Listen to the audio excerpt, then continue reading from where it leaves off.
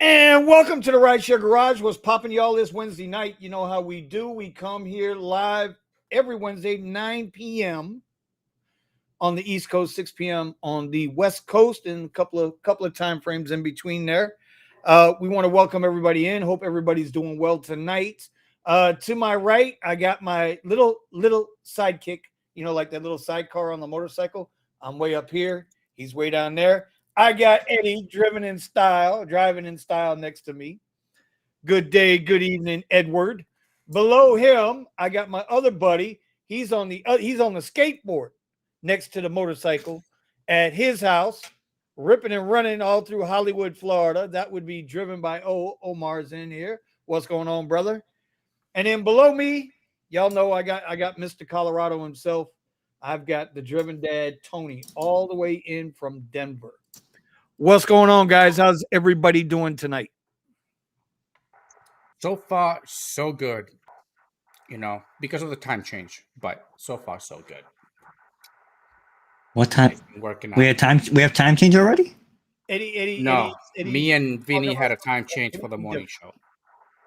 So. Yes, our morning show went from 9:30 in the morning to 9:30 to 11 to 1 to 2 p.m. on the East Coast, and Eddie is happy now because he doesn't have to crawl out of his bed so early. And no, actually, it's a better time slot change. So I'm happy that Eddie's happy. I'm happy that Eddie's happy. You happy? Sure. And I see your happiness in your face. I see it. The grin is just there. It's just there. You see it? I don't smile, brother.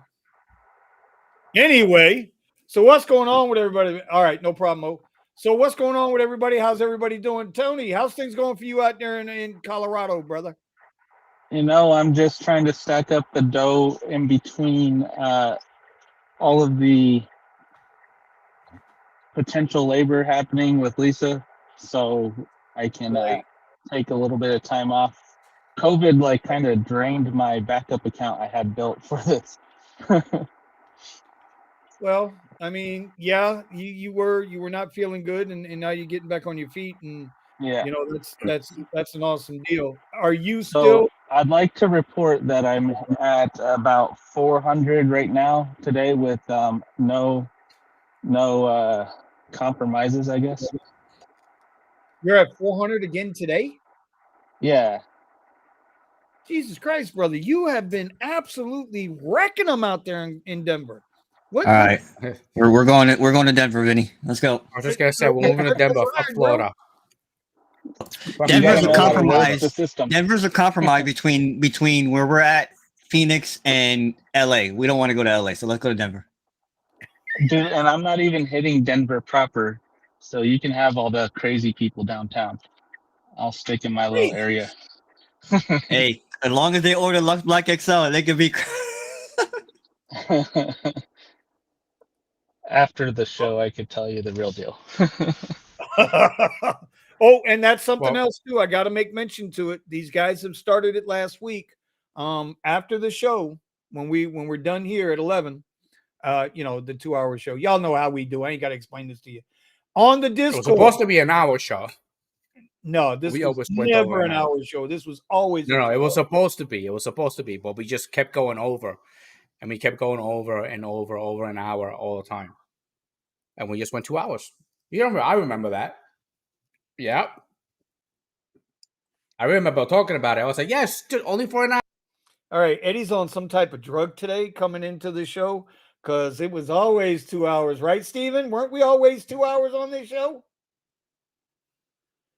I mean, Eddie gets the good stuff. I mean, straight from the source, And Steven can't hear us. Okay, so anyway, make a long story short, because now I'm all screwed up here. We do have a thing on the Discord called the After Show, and where we can go in there and speak freely about anything and everything. There's no censorship or anything going on in there. So if you guys are up for it, you guys can join us in the Discord. I'll hang out for about a half hour. I do not run it. That's something that Omar and a couple of the other guys have got going on in there, but you guys are more than welcome to come in there.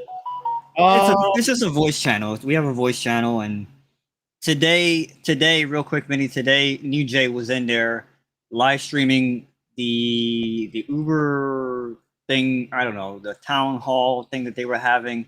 I had to get out of there because, and I know we're going to talk about the Fisher interview because I was getting triggered listening to this Uber thing. But shout out to Jay because he was able to live stream it so that we all could listen to what they were talking about.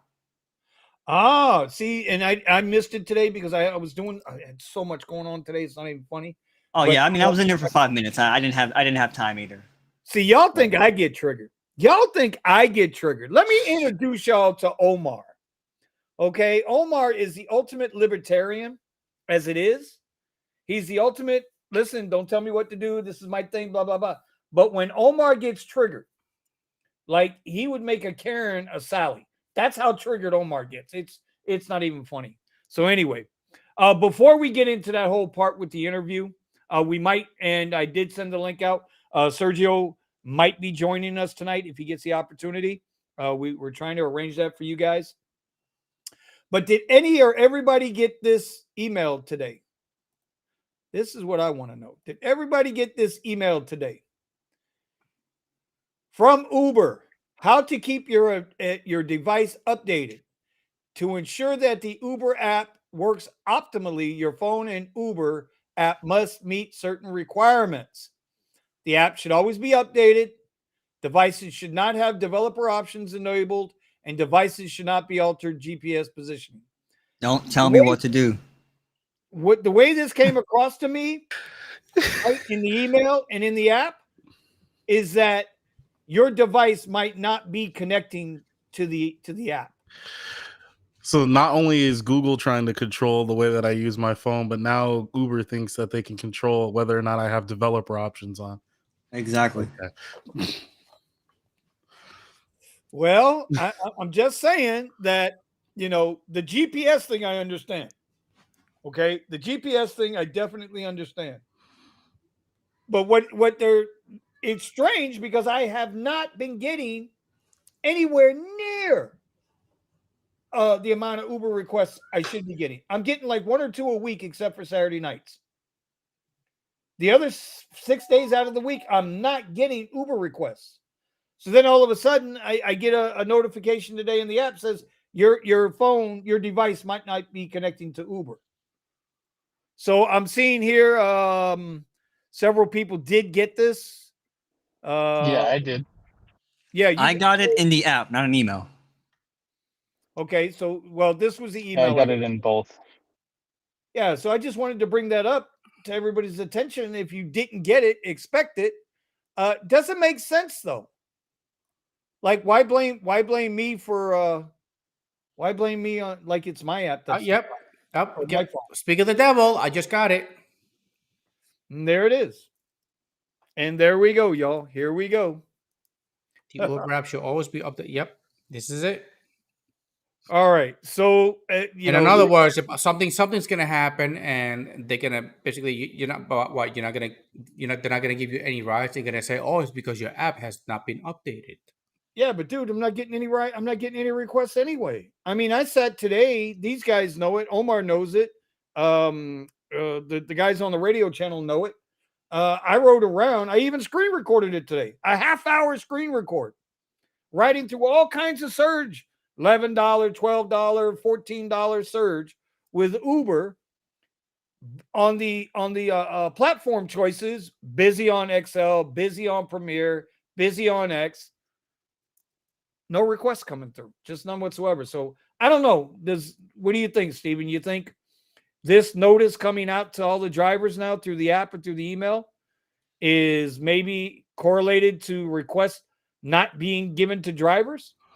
I mean, we still have the other underlying thing with having more drivers on the road and whatnot, and lower requests. But I would definitely say, why not? Why, if they can just change the TOS on us at any point, and then if they can change what we are required to do in order to receive rides at any point, or say what things are going to limit us, why not in the back end without our knowledge, make it where we're getting less requests? I would not be surprised. It's definitely a huge possibility. Why not? See, now maybe with Uber it's saturated. Okay, I could go for that, but it can't be saturated with Lyft, at least where I'm at. because I'm getting requests 7 miles away, 6 miles away, 5 Right. miles away. And it's not like the requests are not paying out. They're paying out $1.90 a mile, $2 a mile, $2.10 a mile. It makes no sense that on one hand, us as drivers feel like it's oversaturated, but on the other hand, I'm getting these ass backwards requests from Timbuktu. Omar, you wanted to say something? No, I saw something in the chat from Octavian, and I was gonna just, because I'm not connected to the chat right now, I would just say that that's actually normal because there really isn't a lot of drivers that hang out in Pepper Pines, and so it makes sense that you'd get a request from Weston because Weston is right there. Weston? Well, he got one. Okay, so he lives in Weston. Octavian lives in Pembroke Pines, the west side of 75. Yeah, so if you're west of 75, yeah, it makes sense. It's yeah. But I'm just saying, that's just a little side note. So I know everybody's here. They want to know. All right, I guess we might as well get into it. The big question on everybody's mind is, and we'll start with Eddie, and we'll work our way around. What did you guys think about the interview last night? I mean, I've seen a lot of channels reacting to the interview, but and everybody obviously is entitled to their opinion. But what do you guys think, Eddie? Let's start with you. I liked it. I really did like it. I really do not like the idea that I know he was trying to extend it, but 30 minutes, it was just, there was a lot that I wanted to know. It was just basically, it was talk, but I really want to give, he's only been in there for 4 months, but what I really want to know is what he's going to do. And hopefully he comes back in 6 months and things are better.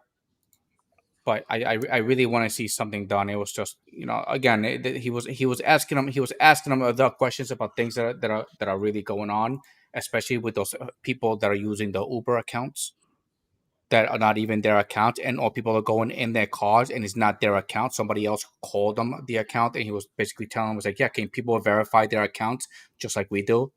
Simple process. I mean, we have to do it all the time. Why can't they do it all the time? So when people get in your car, they know who you are.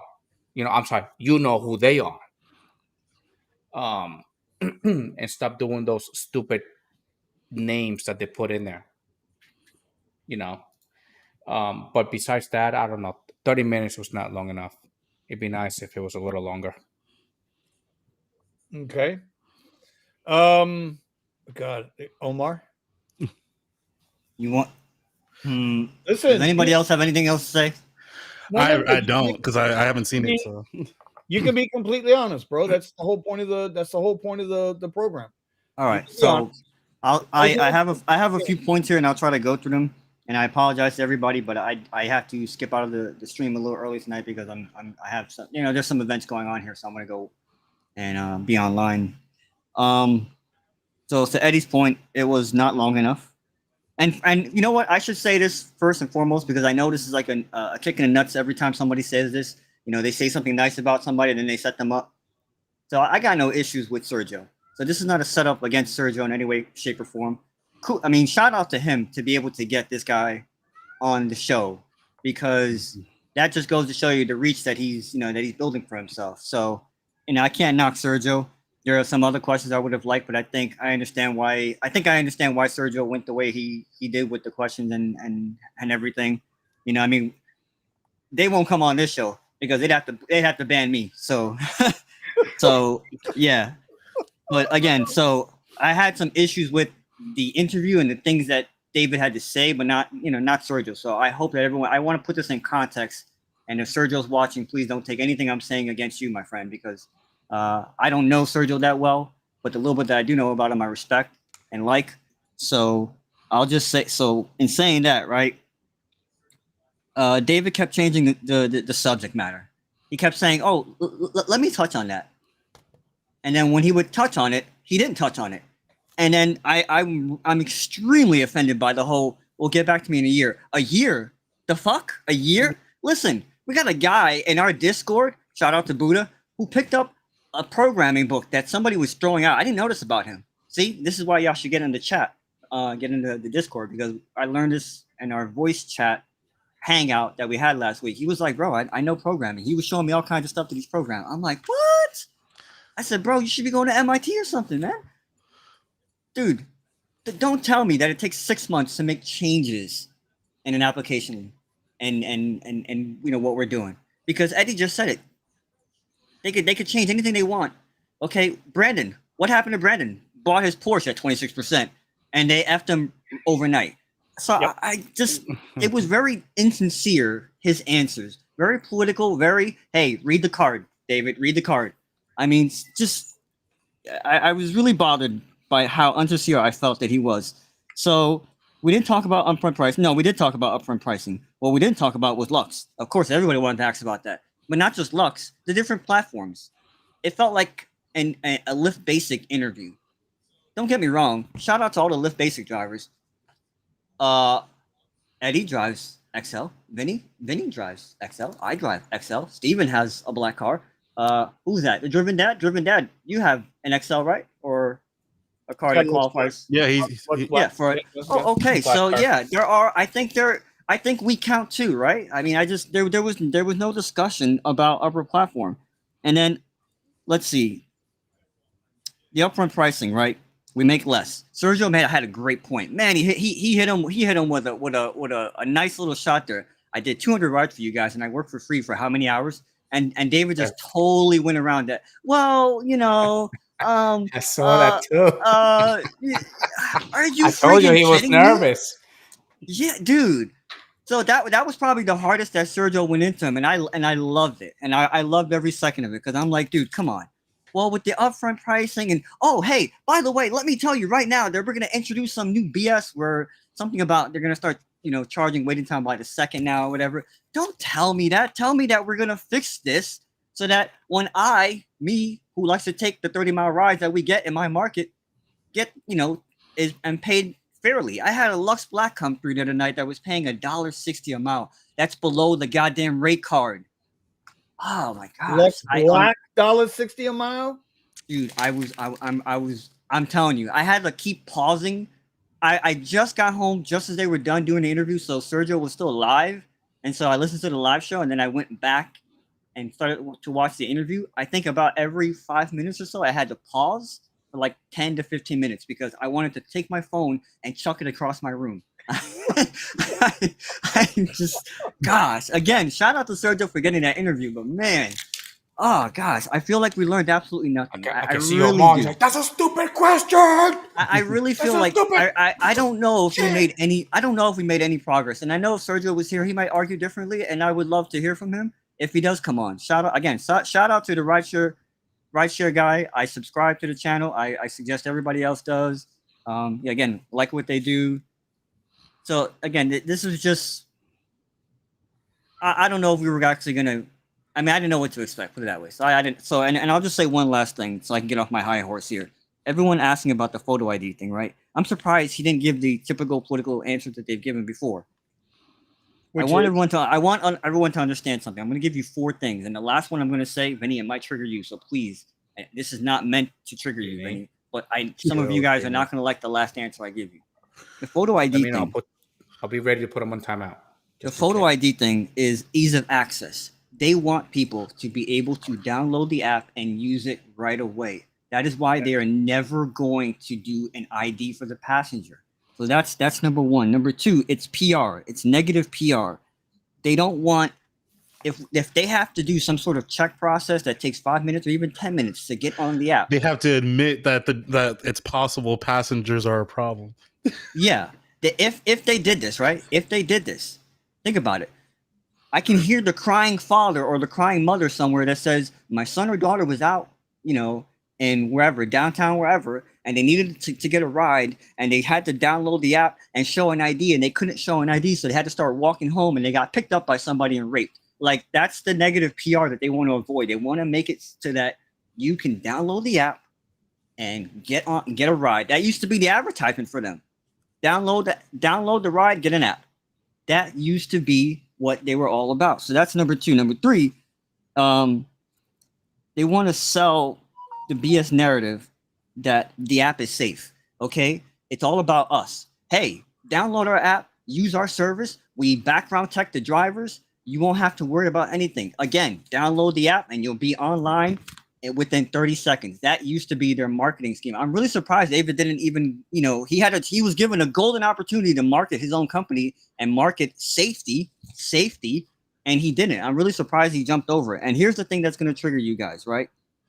Again, I talked about negative PR. There's a racism aspect of this. Please, again, I'm not saying this, but there is a real racist aspect of this. I have to show my ID. That's racist. Do I agree with that? No. But that's the world that we live in right now with the whole, why do I have to have an ID? Why do I have to do this? Someone is going to bring that negative PR to Lyft or Uber about why do I have to identify myself? I can walk into an Apple store and not identify myself. I can go here, I can go there and not identify myself. Why is it that I need an ID to use this particular app? So I have an answer. Again, no, I go ahead, Benny. No problem. I'm done. I'm just saying, if anybody's wondering why don't the passengers need ID, that's why. I just gave you 4 real reasons why the company will never. I will be shocked if they ever make passengers submit a government ID to use Lyft or Uber. And I'm done. I don't disagree with anything you just said. The only thing that I would take back on is why drivers have to show their ID is for insurance reasons, so that the person who they're actually insuring, the background check that's been issued for that driver based on the insurance, the amounts that are being paid for that driver, that would be my thing. I don't think that would fall under a racial. That makes sense. I think that's just a dollar and cents thing. No, but Ray, I'm saying the passengers. I'm not saying the drivers. Of course, we have to get ID. That makes sense. What you're saying. I'm just saying the passengers. Some passenger will make a big stink about it on Twitter or wherever, and you know where we going at. All right, hold on. I'll be right back. But what I would add to what he just said is, wait a second. But FBI is at Vinny's door. Oh shit. Yeah, he's getting swatted right now. He's getting swatted. But the problem with that is that, okay, what about, we all know that there's people that are utilizing other people's accounts. They've got 3, 4, 5 phones utilizing another person's account in order to use this app. So if we're talking about being insured and being safe in that regard, wait a second, they haven't found any way or created any method in order to restrict random individuals from using people's accounts and pretending like they're such and such driver. Remember when that's what I'm talking about with the IDs. When they first came on with the taking the picture of yourself, people would take a picture on a second phone and scan that phone because the phone camera couldn't discern whether it was a 2D photo or if it was a 3D photo. It still can't. So, there has to be some sort of, and we know it's not, but there has to be some type of, what do they call it? Honesty amongst thieves or whatever the hell that cliche is. That's the one thing when I would come to that. Sergio had a great point. Sergio said, listen, he'll be here in 10 minutes. He said you put in the name killer, and that might sound cute to you, but it don't sound cute to me at 3 o'clock in the morning. And I was like, dead on, 100%. Yeah, that's what I'm talking about. Fingerprint readers, exactly you're not going to pull a fingerprint reader. There are very few. Be here in 10 minutes, by the way. Some people were even able to put emojis in there. I don't even know how the hell they were able to do that. What? Yeah, I had a couple of clients on the regular X, on X, not on Lyft, on Uber, and they were able to put emojis in there. I was like, how the hell would you get this in there? And they were like, I put it in there, and they allowed it. I was like, okay. All right. I want to try to catch up with some of these chats. Tony, I'd like to get your opinion, sir. How did you feel about the interview? And I know you were modding the thing, so you can talk about that after. How many people you get to go out? On the modding thing, I definitely was on the phone, so Zach Drives Fast was just picking them off before I could even get my fat fingers to do anything. Gotcha. Oh, here he is. Sergio has joined us. We want to welcome Sergio. What's up, boys? Can you guys hear me? It's good. Yeah, Yeah. we Yeah, hear you. yeah, we hear you can hear good. you. Yeah. Well, yo- I found a 5G spot, so I'm not moving for about half hour. So you guys know. It looked like there were a lot of people watching that live stream too, which is awesome. Yeah. How's it going, everybody? Very good. There he And is. so? Very good, sir. Hi, sir. Okay, I'm not moving the phone. That's it. Okay, you set? Okay, Sergio, can you hear us? All right. Yeah, I can hear you guys. Okay. Thank you for coming on. We appreciate you. We are discussing because as soon as we went live, that's what everybody's been wanting to know about our reaction. Okay. And I know there are a ton of reactions going around the gig world right now. That's how I know I made it to big time, baby. There's like reactions of a reaction. I'm like, yeah, I made it now. I'm like, hey. We were just about to ask Tony his opinion on the interview, so I would like to continue with that, and then I want to let you do your thing. Tony, you did a great job kicking people off, buddy. I got like 2. Zach was taking them out too fast. Yeah, Zach was fast. I think he was on his computer though. It was unfair. He had a mouse clicker and I had my fat fingers. Yeah.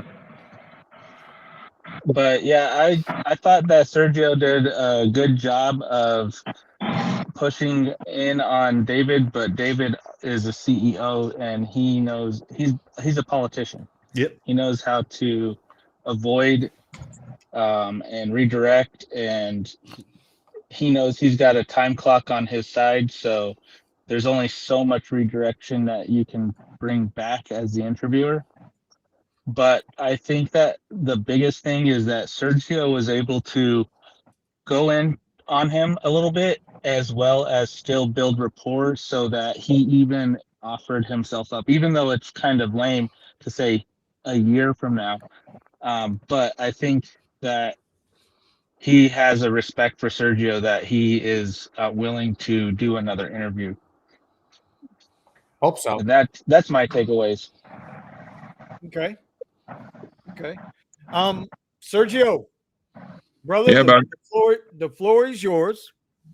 And No, okay, so there's look, there's obviously reactions, and then we had over 700 people watching it live, and obviously we did good enough job to get the stuff out there.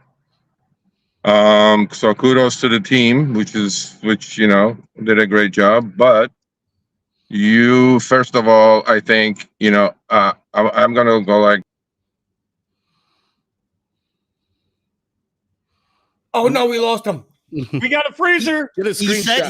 he said he wasn't gonna move, but I bet you he moved, man. Okay. I didn't move. Okay, there he is. Okay, I didn't move, buddy. You I got didn't your move. AC on? You got your AC on the phone? I did not move. Am I moving? Okay, no, I didn't move. No, Okay, so first off, I appreciate everybody obviously watching and chiming in. It's not every day that people interview CEOs of multi-billion-dollar companies. So now I think I'm going to make this more a little bit about a reality check for every gig worker on the planet. I think everybody's expectations when it comes to rideshare or delivery, as far as earnings are concerned, is absolutely bonkers. It's absolutely way too high.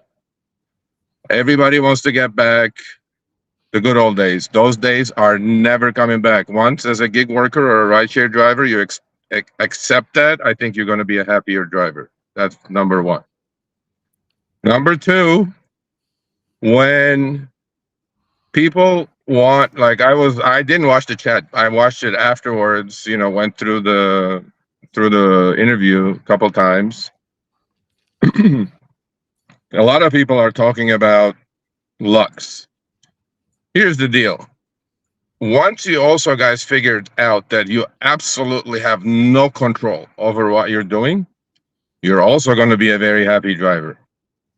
Because somehow people are thinking that, well, I went and bought a Lux car, they just fucked me. And I'm like, yeah, because you have to realize you have no control over what you make.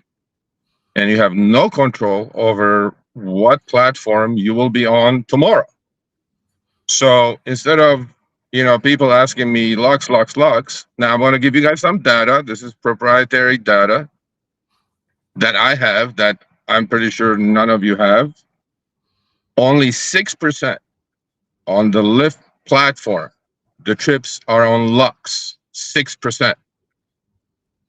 4% are higher platforms. 90% is standard trips.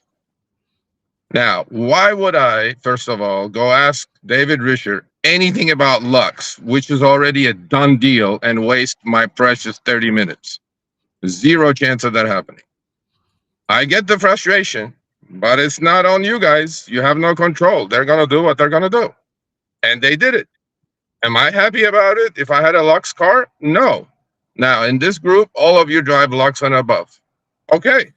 Well, how do you know tomorrow that they're not going to change the higher platforms that you guys are on? You don't know.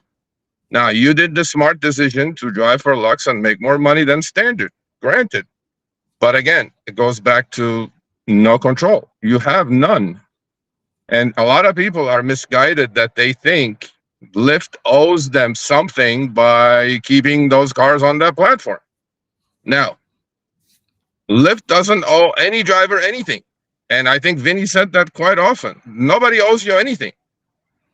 If you're just feeling that you got screwed over, I feel for you, but I think, again, if you figure out that you have no control, I think you'll be better off.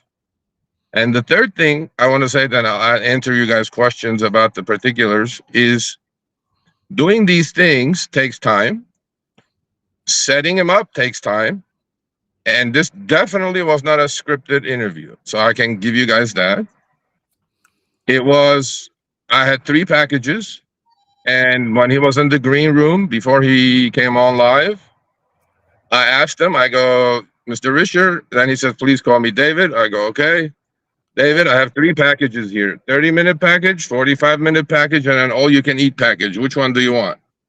And he was laughing. He goes like, I think I'm going to go with the 30-minute package. I go, okay. So I pulled out my 30-minute package. There are fundamental issues in the rideshare industry that have been going on for the past decade. And nothing has changed. Meaning, lower and lower earnings. 1, safety. 2, unjust deactivations. 3, and obviously we all have dealt with these fucking support bots. So my goal in that 30 minutes was, as a first interview, was first of all, make sure that I speak to these topics, because these topics have not been fixed. It's been the same for a decade. And again, I somehow think people's expectations are that he's going to come and announce that we're all going to go to Seattle rates, $1.50 a mile and 62 cents a minute. I assure you, people, even if he did that, they'll still be complaining. There'll be people, because then they'll be complaining, oh, we don't want legislation. Oh, we don't want this. Oh, we don't. I think like the rideshare drivers need to get a brake check and reality check on themselves and say that, look, man, this is what it is. I'm doing it for part-time, full-time, putting food on the table. I think you guys have to realize that. Now, once you realize that, I think everybody will have a better time. Now, actually, one other thing. There is a gig community out there, okay, that we think we are listened to. Let's give you some numbers. So between us, the professor, put all the gig tubers together, including delivery, is 500,000 subscribers. As we all know, an average lifespan of a rideshare driver is 8 months, and you're all veterans, but unfortunately, that's a true number. It's probably lower, but let's get at 8 months. How many of those people are still around that are going to listen to you and learn something from you? None. Maybe half. So you're talking a group of 250,000 cherry-picking drivers, because I'm pretty sure everybody on our channels are cherry pickers, versus there are people out there that are happy-go-lucky, doing what they're doing, putting food on their table, Let it be full time, let it be part time, and working, hustling. Because is the earnings trend good? No. What did you guys expect for this guy to come on and announce? Like, yes, we're gonna get rid of unjust deactivations. We're gonna make safety better. We're gonna have all passengers background checked. We're gonna have Seattle earnings throughout the country, and we're gonna fix support every time you pick up. You're gonna talk to a human at a 3 billion per quarter trip scale. I'm like, no, none of these are gonna happen. However, where I think the complaining is right is, we talked about this again. I don't want to filibuster too much because I want to answer your questions. Is there is a community out there that are maybe 10 million gig workers in the US active. I'm talking rideshare and food delivery. 10 million. And we're talking to only to 250,000. If we're Out of those 10 million, I'm pretty sure a majority are pretty happy doing what they're doing because these companies have afforded them somehow to put food on the table. Unfortunately, in our society today, everything has to be this drama and negativity or whatever. And, there are people who are doing what they're doing happily. Yes, they can get deactivated tomorrow, obviously, unjustly. This is a horrible thing, and we're going to try to fix it. But I am more concerned about the expectations. Very high. The expectations are too high on everybody's part. What these companies owe you. Look, these companies are trying to be profitable. You all are trying to be profitable. Their opinion versus yours is diametrically opposed to each other. In that world, in a two-sided or three-sided marketplace that food delivery or rideshare is, the only way these people are going to be profitable is charge as much as they can, pay as little as they can, and that's the trend that we have. And it's going to continue that way. And I'll have some breaking news for you guys, in California especially. And these algorithms are being set up to pay people nothing more. We have Prop 22 in California. These algorithms with upfront fares algorithm is set up to lower everybody's earnings all the way down to the 22 to 24 bucks an hour gross level for rideshare. Why is that? Because Prop 22 is funded by the consumer. Nobody knows about it. Nobody talks about it. And these companies are going to make money hand over fist. And they're pushing one in Massachusetts now. It's on the ballot. They're coming in Illinois now. This is their playbook. I'm giving you guys the playbook. Now, how can we stop this? Legislation, regulation. And I'm going to do everything in my power to do it. So now I've said my piece, and I'll answer your guys' questions. Anybody got any questions so far? I haven't seen a whole lot of questions. I'm seeing a lot of agreement with Sergio. By the way, yesterday I was not reading the chat. Today I'm not reading the chat because my eyeglasses cannot fucking see that little phone chat. So yesterday's chat I was not involved at all because I was like, if I look at one single comment, I'm gonna get off track and I'm gonna be all screwed. So that was it. I'm just hoping that he actually comes back. There's a lot in the back in chat. 6 months. I can't even go. I got to go way back. There's a lot in the chat. So the one exception I'll take was what you just said, Sergio. When everybody was asking about Lux, and I realized, and I had to catch myself this morning and pull myself back because I understand that everything you are trying to do is uncharted pathway. It's never been done. As old as rideshare is, the decade old that it is now, there's still a lot of things that are new to everybody. So what you're doing, bro, props, congrats.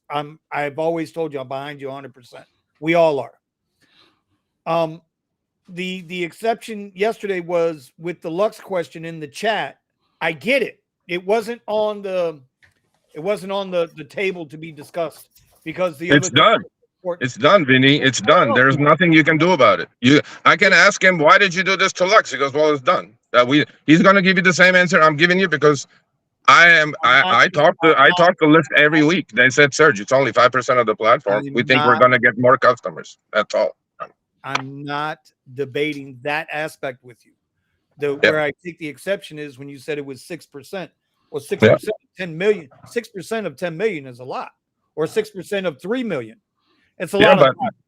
I get There's it. I nothing get it. against I'm I'm telling with you, Vinny. I wish. Look, if I knew this was coming, then I could have asked him, "Hey, man, you're about to do this. Why the fuck are you doing this?" Except that this is already signed, sealed, and delivered. Oh no, I'm not gonna waste a understand. minute of my 30 minutes on something that already took place. That's Sergio, yesterday. Let's look Sergio, forward. Sergio, Yeah. time out. I'm not saying you should have. Yeah. My exception was not that you didn't ask. I understood why you didn't ask. Okay. Same thing like with this with the women plus thing, right? Whatever. That's gonna phase itself out. I'm not even, at first I was a little pissed off like everybody, and then I thought about it. I'm like, that shit ain't gonna last. It ain't gonna last with this shit anyway. Yeah. Well, I get all that, and you're right. I do say it. I've been saying it for years, right? Little old us. We've been saying it for years. You got no control over nothing these apps decide to do. Not a thing. You better look out for yourself because ain't nobody else going to look out for you. So you got to. And you know what? You guys did by moving up to the higher platforms when you guys did before the heyday was over, right? So you guys figured out. You guys saw the writing on the wall individually and collectively that we're going to drive higher platforms because this shit is dying over there. Standard and X is dying, but you have no control. So I'm none. So. But I think, honestly, there is a huge community out there, seriously, that are driving, that are hustling, that are doing what they do to put food on the table. And if there is things to be changed, it has to be changed for those people, not for a hand select full of people who are doing lugs. And, they're going to lose a shit ton of money. I feel for the guy who just bought a Tesla Model Y to do lugs. I feel for it. His earnings just got cut. And they have notes on these cars and whatever they have. I get it. But, I'm like, I honestly, I think for myself, after watching it twice more, we had like shit ton of feedback, obviously, right? I want to stay with the positives. I think, I would say 85% plus of the commentary and emails I got today, and my email box was blowing up this morning.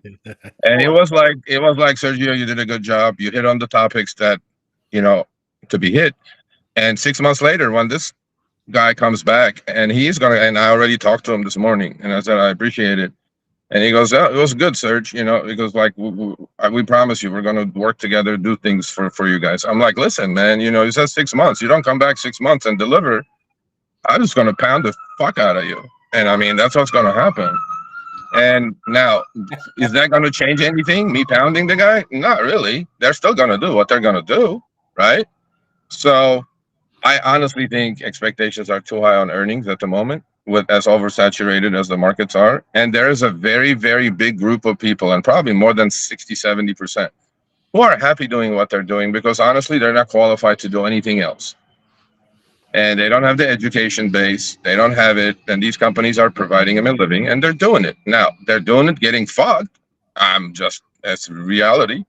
But if anything I can do to help these people, this bigger majority, to make their lives better, yeah, absolutely. That's what my goal is. My goal is not like 5% of the group that like got screwed. Okay, I'm sorry. I'm trying to save the 70% that's getting screwed every day. So, that's where it was. And honestly, this Vinny and all the boys. I respect you all individually, obviously. Otherwise, I wouldn't have come on. And it's not a defensive thing. What it is that I give this guy actually kudos. By the way, did you guys know that it was the first time a CEO of a multi-billion-dollar company did a live stream on YouTube? You guys cannot find another one.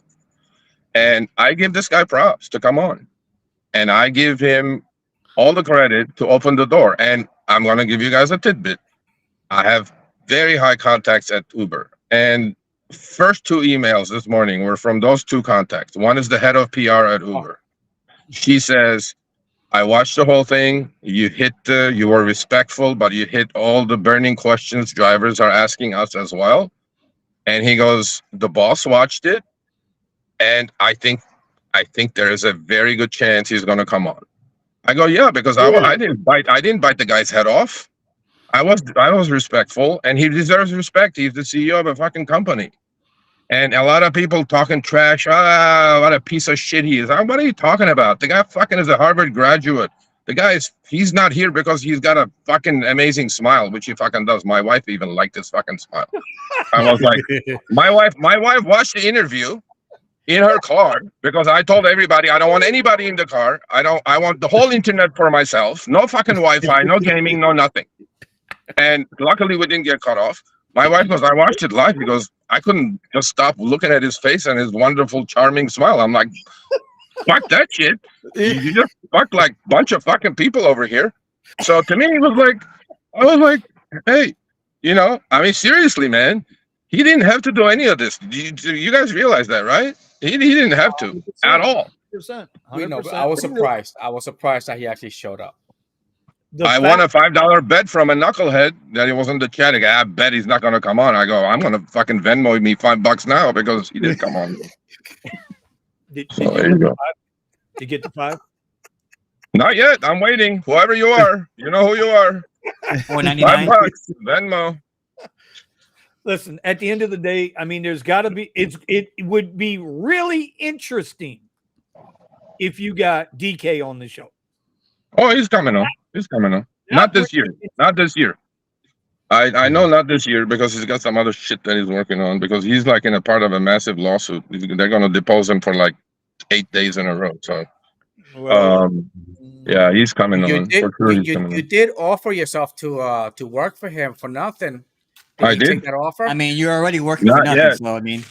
Yeah, probably. But no, actually, on those 200 trips that I gave him, Lyft lost like combined $1,200. So I was that's another thing I didn't touch on was the regulatory thing where he says, "Oh, the regulatory and the fees and the insurance." I'm like, per fucking ride? Are you fucking kidding me? You guys are all the costs are fixed, and then they're pocketing the change on each ride. I got so. No, I know. Again, okay, so Sergio, you're okay. It's his answers that. No, yeah, but again, your expectations were too high that he was going to say something revolutionary. Maybe. You know what I'm saying? Yeah. So now, on the insurance side, I have clarification. I'll give you guys that tidbit as well. Lyft just signed a long-term insurance contract with their carriers, and they are saying that we're going to see less of a premium going forward for at least a year and a half. On the Uber side, I did 10 trips last weekend just to prove my fucking contact wrong at Uber. And literally in California, this is no joke, commercial insurance line item on each trip was $1 per mile. One. Holy. And I was like, yep, $1 a mile. I have all the receipts. I'm going to actually talk about it next Show Me the Money next week. The insurance costs more than they make? Than what we make? $1 a mile. $1 a mile. And I was like, what the F? And she goes, well, Serge, really not making any money in California, actually. I'm like, that's good. I'm going to short the fuck out of Uber stock now. But, so, and then she goes, look, I had a suspicion that they're keeping that commercial insurance line item high to lower the service fee so the drivers don't get pissed off looking at the take rate and log off and go to Lyft, right? Mm-hmm. I had a suspicion that the booking fee was in there, right? Because the booking fee is dynamic and it's charged to the passenger trip by trip and it's never paid to the driver. So guess what, people? Yesterday I did a trip because she says, Serge, we changed it. I go, great, let's see it. Well, sure enough, guess what that line item says now? It doesn't say commercial insurance anymore. It says booking fee now. Oh, I go, it does. You guys see it next week on the screenshots. He goes, it says booking fee, and booking fee, it says commercial insurance in there, credit card fees are in there, and the customer's booking fees in there. So I go, oh, so I was right all the time. You guys were fucking hiding this in there to make your take rate look low. So I go, now, actually, what I want you guys to do, I want you to do an exact breakdown of that fucking line item. Booking fee 5, commercial insurance 3, credit card fee 80 cents. I go, now break it down. And they said, we'll look into it. I'm like, okay, because I go, Tuesday is coming up. I said, I'm going to talk about it. So listen, man, I'm telling you, I'm not telling you anything that you guys probably don't know, but I swear to Jesus, I have weekly meetings with these fucking people. You know, this is the thing. It has opened my eyes so much last 2.5 months since that LA Times fucking article when I fucked them for a few $100 million. Right. They started listening. They're all coming around. They go like, "Hey, Serge, what's up?" I'm like, "No, nothing. What's up with you?" Here's the deal. When I have these meetings, I have clearly now understood their fucking mindset, which has actually helped me to realize that we're all fucked unless, look, we're either going to be happy fucked or sad fucked. So I go, okay, now I got to start thinking like these assholes over there. And now I got to change my game plan because I fully understand now what's happening there. Talking to these people, the way they talk, the way they write, the cryptic shit that they send you. And like an idiot, I'm sending him a screenshot. I'm like, no more. I go, this is what's going to happen. You guys play that game. I want to play that game. Now we'll see what happens because honestly, I'm inside now, boys. I'm inside with both companies, and I'm not talking fucking janitors inside or Philippine support inside. I'm talking high up there, okay? And they all are listening. I'm telling you, when we say it on the show, people think, nobody's listening. I'm like, oh, they're listening. And honestly, one credit I have to give it to them is they're changing shit. Like there was literally, like I'll give you an example. There was a driver in Vegas who sends me this shit. You know, they commingled now. Uber X shared with Uber X now, right? Yeah. Uh-huh. So they put a $5 boost on in Vegas, and for an hour, the guy did like 4 shared trips. They didn't pay him his fucking boost. The guy emails me to me like 10 screenshots. And he goes, Serge, look, they're not paying the boost, but in the definition, it clearly says on the Uber app, Uber X shared trips will get paid the boost and surge and blah, blah, blah. On the first leg only, not on the second leg. I got you. I sent it to him. Seriously, within 2 days, they paid the guy on an individual basis. So they are listening. They are doing things. But power is so much. But I've understood. They're just out there to fuck us all. And I'm like, you know, I just kind of play the game now, and I honestly, I think I'm glad I'm doing it. Here's the Certain- question for you then. In those 2 days, they invested that money though. You know, it's Yeah, but that's none of your business. They fucked it, and that's just one driver. And you know what they did when I sent it to her? She So goes, the let's banks. let's run a whole tab now of all the drivers in the Vegas neighborhood that got affected by this and correct everybody's at the same time. So instead of Omar, instead of thinking so small that they fucked me, never paid me, or they fucked me, held on to my money and collected the interest. That's small thinking.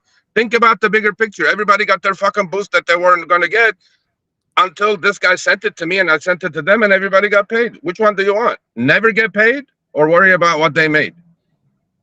You know what I mean?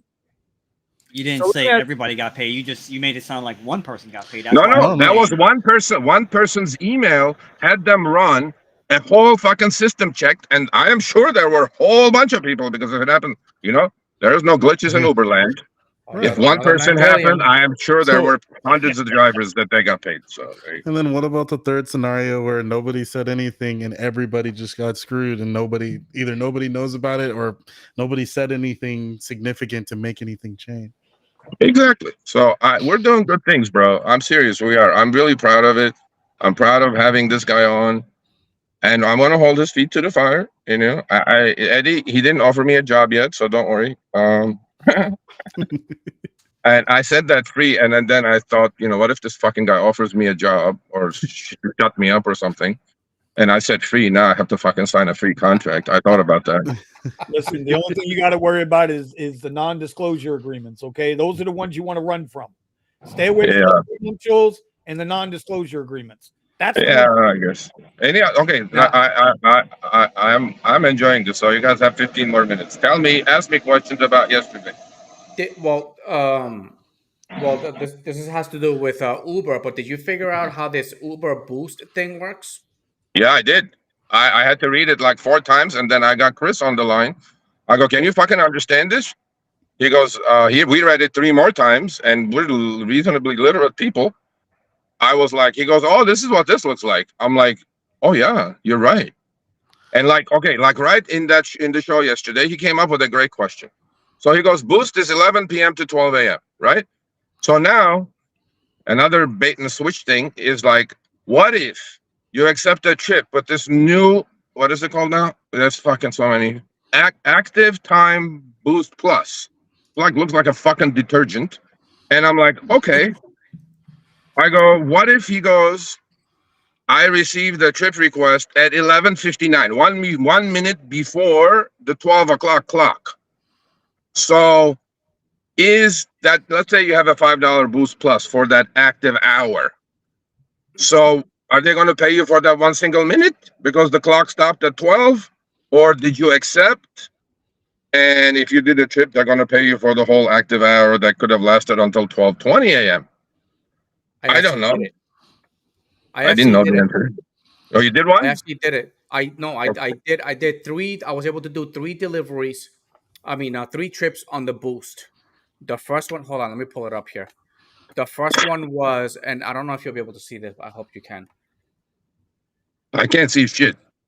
Okay, all right. Oh, I can. My first trip was an XL trip. With this new Boost Plus? Correct. With the Boost Plus, it was a $4 Boost Plus. For 60 minutes? Correct. Yeah, but Eddie, make it full screen because we can't see all the details, man. I have no idea what the fuck I'm looking at. Oh, okay, there you go. That's the zone. Okay. Okay. $4. $4. All right. Yeah. I did the trip. XL trip, $10. There was a surge of $225 surge, which there was no surge. It's just the surge just popped up. Okay. And the Boost was 65 cents. How long was the trip? I mean, how long was this trip? Active time? It was an 8-minute, 2-second trip, 1.5, 1.5. No, but that's period 3. How long did it take you to get to the passenger? Well, the duration was it was 8 minutes. Okay, that's active time. Active time. Okay, on the app it only shows you the period 3 part. Unfortunately, it doesn't tell you the active time. Correct, and it was a 4:15. I picked up. It says 4:15 p.m. The time requested was at 4:15. Actually, I picked them up at 4:17. Okay, so 2 minutes, 10 minutes basically, and then it's $4. So for each 10 minutes, you're gonna get paid about 6 times 6. Yeah, about 65 cents. Yeah, they paid you 65 cents. Okay, yeah, correct. And then I did another one, which I was in the zone. Yeah. I was in the zone. It was now I went Uber X. I want to see what Uber X pays. Okay. And this one was a $7.51, and it was a $1.03 Boost. And this must have been like maybe 12, 15 minutes or something. This was a 14-minute ride, 3.3 miles. Exactly. So now we figured it out. That's what you need to do. You go. Okay. That's another cut because nowhere in the fucking planet you have $1 Boost anywhere. Like in LA, the Boost that I see, 253, 354 sometimes per trip, not per fucking active hour, per trip. I go like, that's a fucking cut. So if I did 3 trips on $3 Boost, that's $9. So under this system, I have to be 60 minutes active to get that $6. So this is another cherry picking killer right here. 1. This is another one. Set your DF within 1 mile to collect all the shorties. 2. This is a ant fucking juice heaven. 3, because most of them will not understand it. I go, oh, look, $6. I'm like, yeah, you just got like 40 cents, you fucking idiot. But I'm like, yeah, that's another cut. So welcome to the no control world of rideshare. Yep. It's funny. I did one more after that, which ended at it started at the time. It was like 4 minutes until the hour finished. Yeah. All right. It was I think this is a regular X, right? It was going to the airport 12.81. That's how much it cost. $12.81 to the airport. 22 minutes, 7.3 miles. And how much did they pay you on this one? It was a 4:57 p.m. It was an Uber X. It was a 4:57, 3 minutes before the Boost ended. Okay. And after I finished the ride, I actually got a $2.01 boost on it. Yeah, so they are paying if it goes They are past the paying clock, which after. is good. Which is good. Okay, thank you, Eddie. See, I didn't know. I was actually going to send this to Uber tomorrow, which was like, what the fuck? And then now I don't have to. Now I understand it. Okay, cool. It's definitely a cut. So this new way is a cut. So you guys know. There you go. Yay, more cuts. All right. So seriously, more questions. Come on now. Yesterday, forget this shit. That like, what part of me what I said do you guys not agree? Do you guys think expectations in the driver community are too high about what they're supposed to make? Yes and no. That's not an answer. That's a David Richer answer. I agree. How about that? Let me interview you now for 10 minutes. Let's see where you go with that. Get his ass. I agree that there's a fundamental issue. I agree that Lyft doesn't owe us anything when we bought, upper platform. Now I'm gonna fucking smoke in my car just because of you. God damn. Okay. No, And yes, the average life of some of these people is 8 months. Right. Okay. Yeah. But the expectation shouldn't be that I can get rich doing this. But the expectation should be that I can at least pay for gas, that I can at least afford my cost, my end of it. Yes. And listen, and I feel sorry for the person who's driving a 2020 Toyota Camry on 9% interest rate or a Porsche on 26% interest rate. I mean, I feel bad for those people. I am not sure where this is going. Okay, buddy, listen. But I'm telling you, I'm giving you their playbook. Let me ask you, Sergio, what should the expectation be then? What should the expectation be? $22 to $25 an hour. $22 to $25 an hour gross. No matter what platform? No matter, right? No. I didn't say that. This is for the majority of the people, which is 90% of people. For the tier one platforms, regular. Yes, sir. Uber X, and standard. Okay. Yeah. 22 to 25 before expenses. If you're figuring your expenses, okay, average car, beater car is $4 an hour to run with gas prices these days. My car, $6 to $7 an hour to run, including depreciation and maintenance and everything, insurance.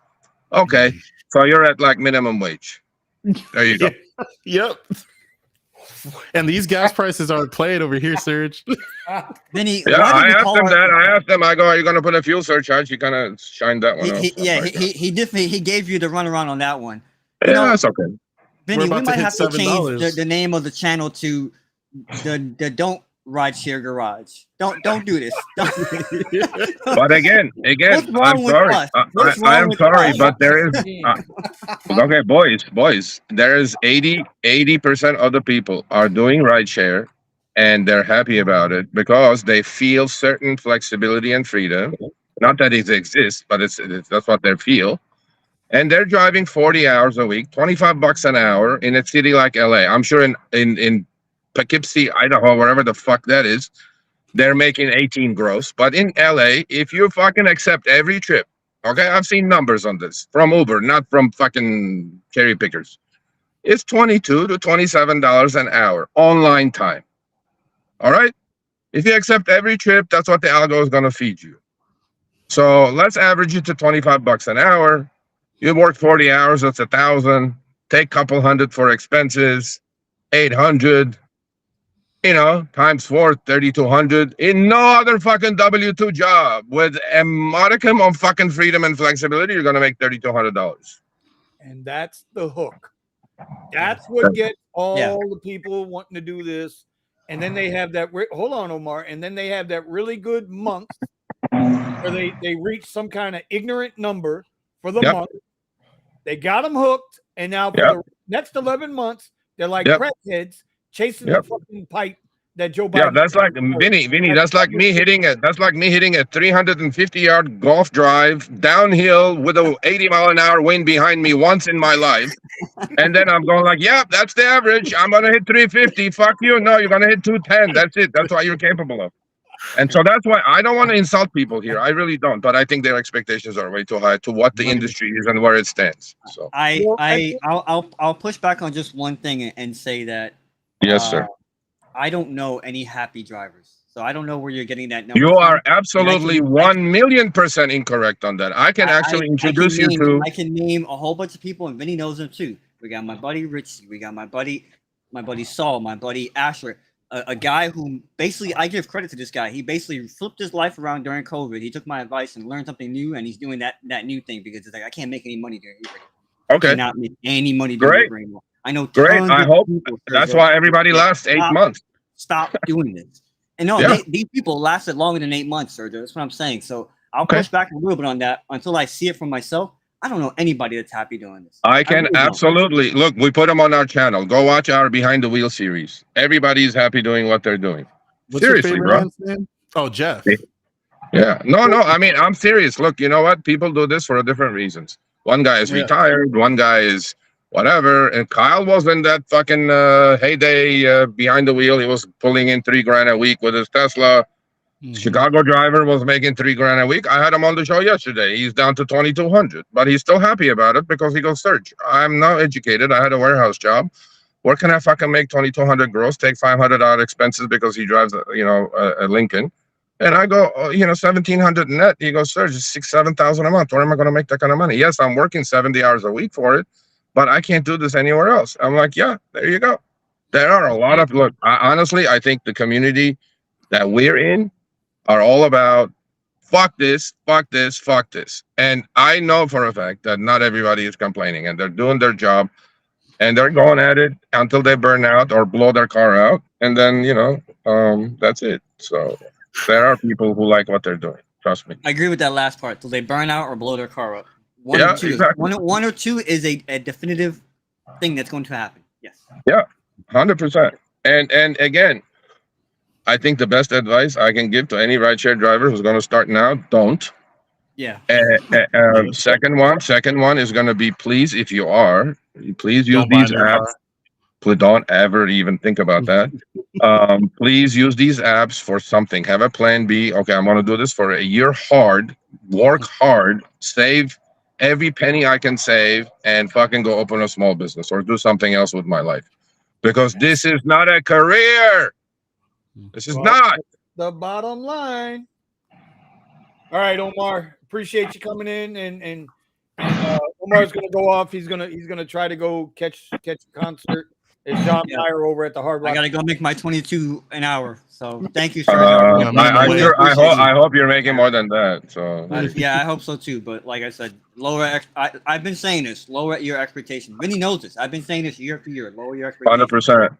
Lower your expectations.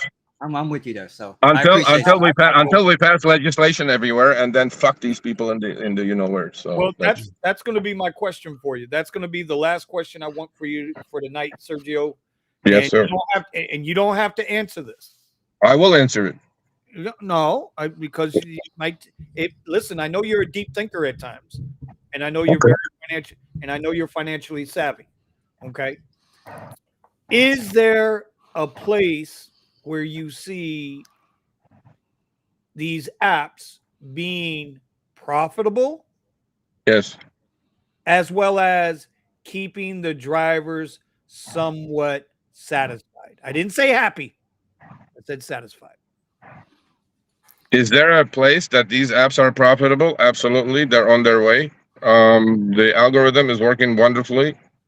Charging as much as they can, paying as little as they can. So they have finally, after a decade, which I thought they would go faster, they figured out, you know what? Let's just recreate the wheel. Fuck the rate card. In what part of the chat? You see, I had like more questions like this with this guy, but of course we didn't have time. Yeah, I was going to ask him. I go, in what part of the fucking world, Mr. Vischer, with all due respect, in the transportation industry, fucking airplane, hold on. In the transportation industry, that time and distance is not important. That you fuckers have to recreate the wheel to be profitable finally. I'm like, yep. Okay. I can be making like 20 cents a mile. Yeah, like that plane that just went overhead, time and distance, bro. That's how they sell the tickets. That's it. So that's one. Profitable, yes. Without legislation, the second part of the question, Vinny, is no. See, that's honest. That's honest. Hey man, before I'm telling you, I had a 2-hour fucking meeting with a Chicago alderman today who's proposing something wonderful in Chicago. Right. Okay. without giving too much away because he's going to be on the show in a couple of weeks. He goes, Right. Serge, Right. Serge. I go. First question to him was like the first time I met this guy. I go, do you drive, sir? He goes, what do you mean? I go, are you a driver? He goes, no. I go, how do you know what to write? Like what legislation you need to write so these companies don't come and kill you? He goes, well, that's why I'm talking to you. I go, yeah, there you go. Now we have something. We are not going to beat these companies by staking a stick in the ground and say, my way or the highway. They're not going to do it. They're going to fuck you. They're going to lobby you. They have more money and power than anything on the planet. But now there is a way. We got to give shit to receive shit. A lot of the unions in this country are like, nope, my way or the highway. I'm like, nope, I'm just not like that. It's not going to work like that. So we need to do what we did in Seattle. Start there. Work with these companies because, trust me, people, they are coming with Prop 22 all over the country where algorithms and everywhere is going to be set up to feed you 22 to 24 because that's what Prop 22 pays, 120% of minimum wage plus 34 cents a mile. They are doing the same shit in Massachusetts now, 120% of minimum wage, healthcare stipend, which depends on a lot of ifs, and 80% of the drivers are kicked off that already because there's so many restrictions on it. Right. And 28 cents a mile. Now, in California, we at least caught them pushed it to 34 cents from 30 cents. In Massachusetts, they're proposing 28 cents a mile. So now, there's elections in 3 months. They're going to pass the fucking thing. They're running ads everywhere. Every fucking Massachusetts driver is going to get fucked. So now, I'm like scrambling. I go, what the fuck can we do to fucking put something against this shit to fucking stop this disaster? And then luckily we have fucking a group of people working with us. So hopefully we're going to put our proposal up there as well. So I'm telling you, bro, the game is there. We can't play this little drama YouTube bullshit game. It's not, I'm not in it anyway, but there's a bigger picture here and we need to all fucking play this bigger game. And these companies, man, are just brutal. Who wins? Let me ask you this then, Sergio. Let me ask you this. And you okay over there? Because you're getting a little excited. I know you're passionate about it, but don't get too excited over there because I can't give you none of my pills. I can't give you none of my heart pills in California from Fort Lauderdale. No, I'm okay. Okay. All right. I gotta make sure you're all right. I'm good. What wins the race? Legislation or self-driving? Wow. Good question, Vinny. Legislation.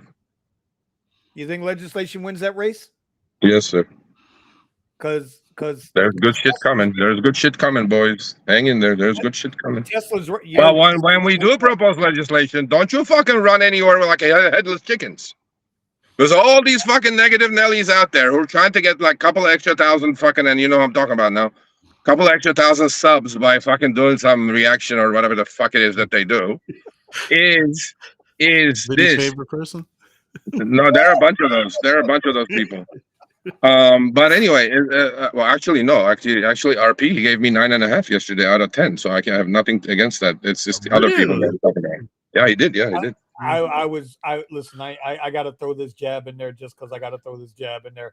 No, that's all right. I'm not going to throw the jab in there. I'm gonna. Yeah. Anyway, so what's going to happen is that though, see, everybody is in this. Let me get my YouTube dollars. Right. Fuck your YouTube dollars.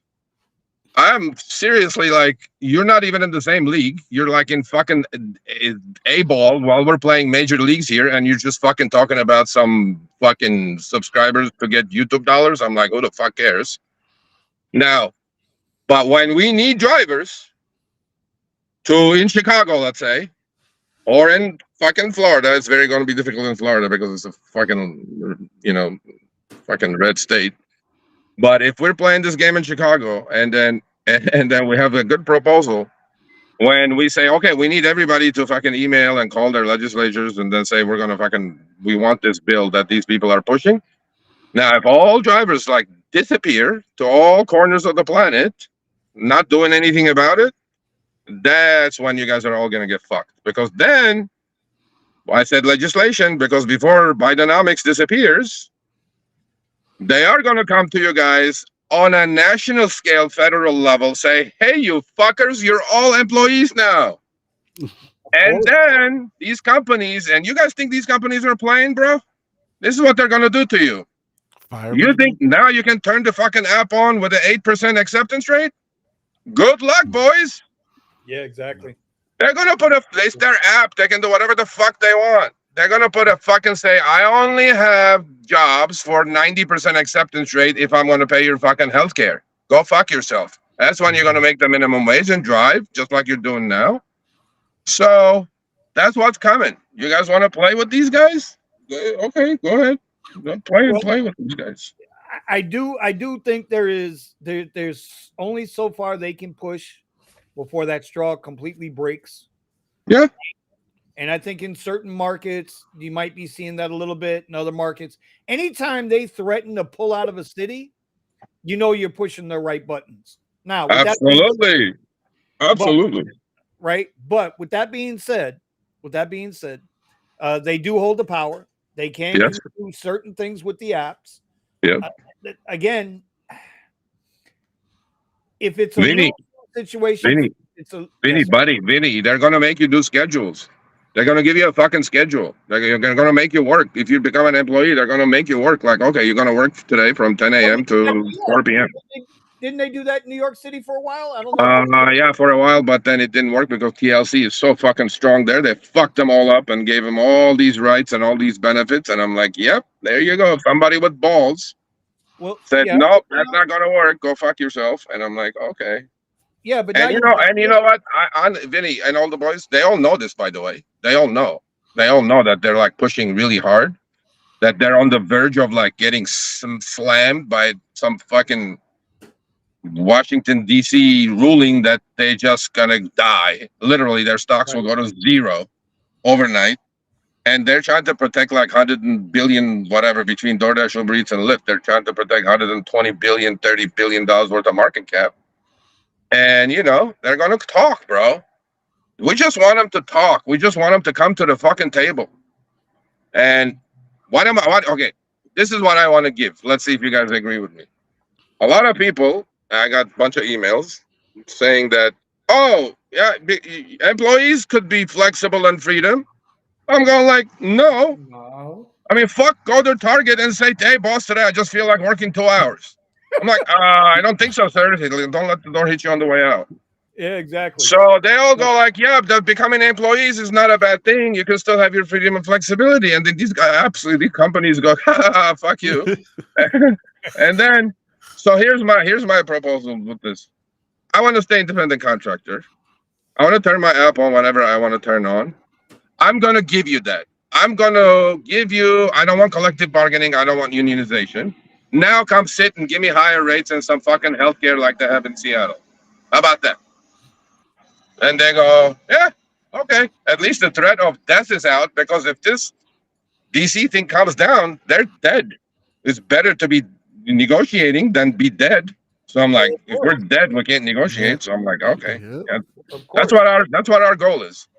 Seriously, next 6 months, that's all I'm gonna do. I'm just don't care about drama. I don't care about any of this shit. I just want to go. Let's go. What about this? What about this deal that Uber struck? The partnership with Yellow Cab. Yeah, they did. I did a radio interview yesterday. I'm like, it's worse. There you go. More saturation. You guys want more drivers? Here, I'll tell you what else is going to happen now. There's Vinny's going to love this one. There's 500,000 Venezuelan fucking immigrants coming here. They all have fucking workers permits. Guess what the fuck you think you guys are they're going to do? They're all going to deliver DoorDash, and they're all going to fucking drive. Hello. Yeah. Where is Julio? Julio, I told you this is going to happen. There's some guy Julio is like, well, why are you guys about these immigrants and stuff? I was like, but they're coming for your job. Do you forget where I live, bro? Forget where I live, bro? I live in Little Central America. There you go. Good luck. Okay. And I see it at the airports. We talk about it all the time. We see it at the airports. So it's nothing new. There's nothing new. There was a great article today. Maybe you guys should talk about it in your morning show tomorrow. There's a really good article talking about that there are these mafia groups. This is no joke. This is a real article. You can Google it. There's these like gangs or groups that have all these fake DoorDash accounts and Uber Eats accounts, right?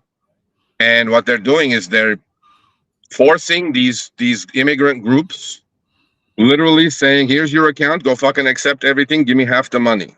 And these people are doing it. They're accepting and these companies, fully well knowing that they can stop this overnight with a fucking ID verification system immediately, like we do doing rideshare. It's not as big a problem in rideshare yet, but it will be soon. The companies go, yeah, well, not much we can do about it. I'm like, why not? You have the technology, just fucking have them take a picture every hour. How about that? No. Oh, yeah. You know why? Because it fits your bill. Because they're going to deliver all the DoorDash orders for $2 all day. Yep. But then to a Venezuelan immigrant, nothing wrong with Venezuelan immigrants, by the way. I don't want to be fucking too much non-PC here. They're going to make $50. That's what they used to make a whole month in fucking Venezuela. Yeah, that's what we talk about all the time. There you go. We talk about all the time. I think I found the article. It's Brazilian gang defraud Uber, Lyft, DoorDash using GPS spoofing. And no, that's not the article. That's not the article. There is an article, actually. I think the headline is drivers are going into people's houses or something like that. It's a clickbait headline. So, and like, okay, let's say if you're delivering in New York City, right? I mean, you're on a bike, scooter, whatever. These high rises, you're always going into people's homes. You know what I'm saying?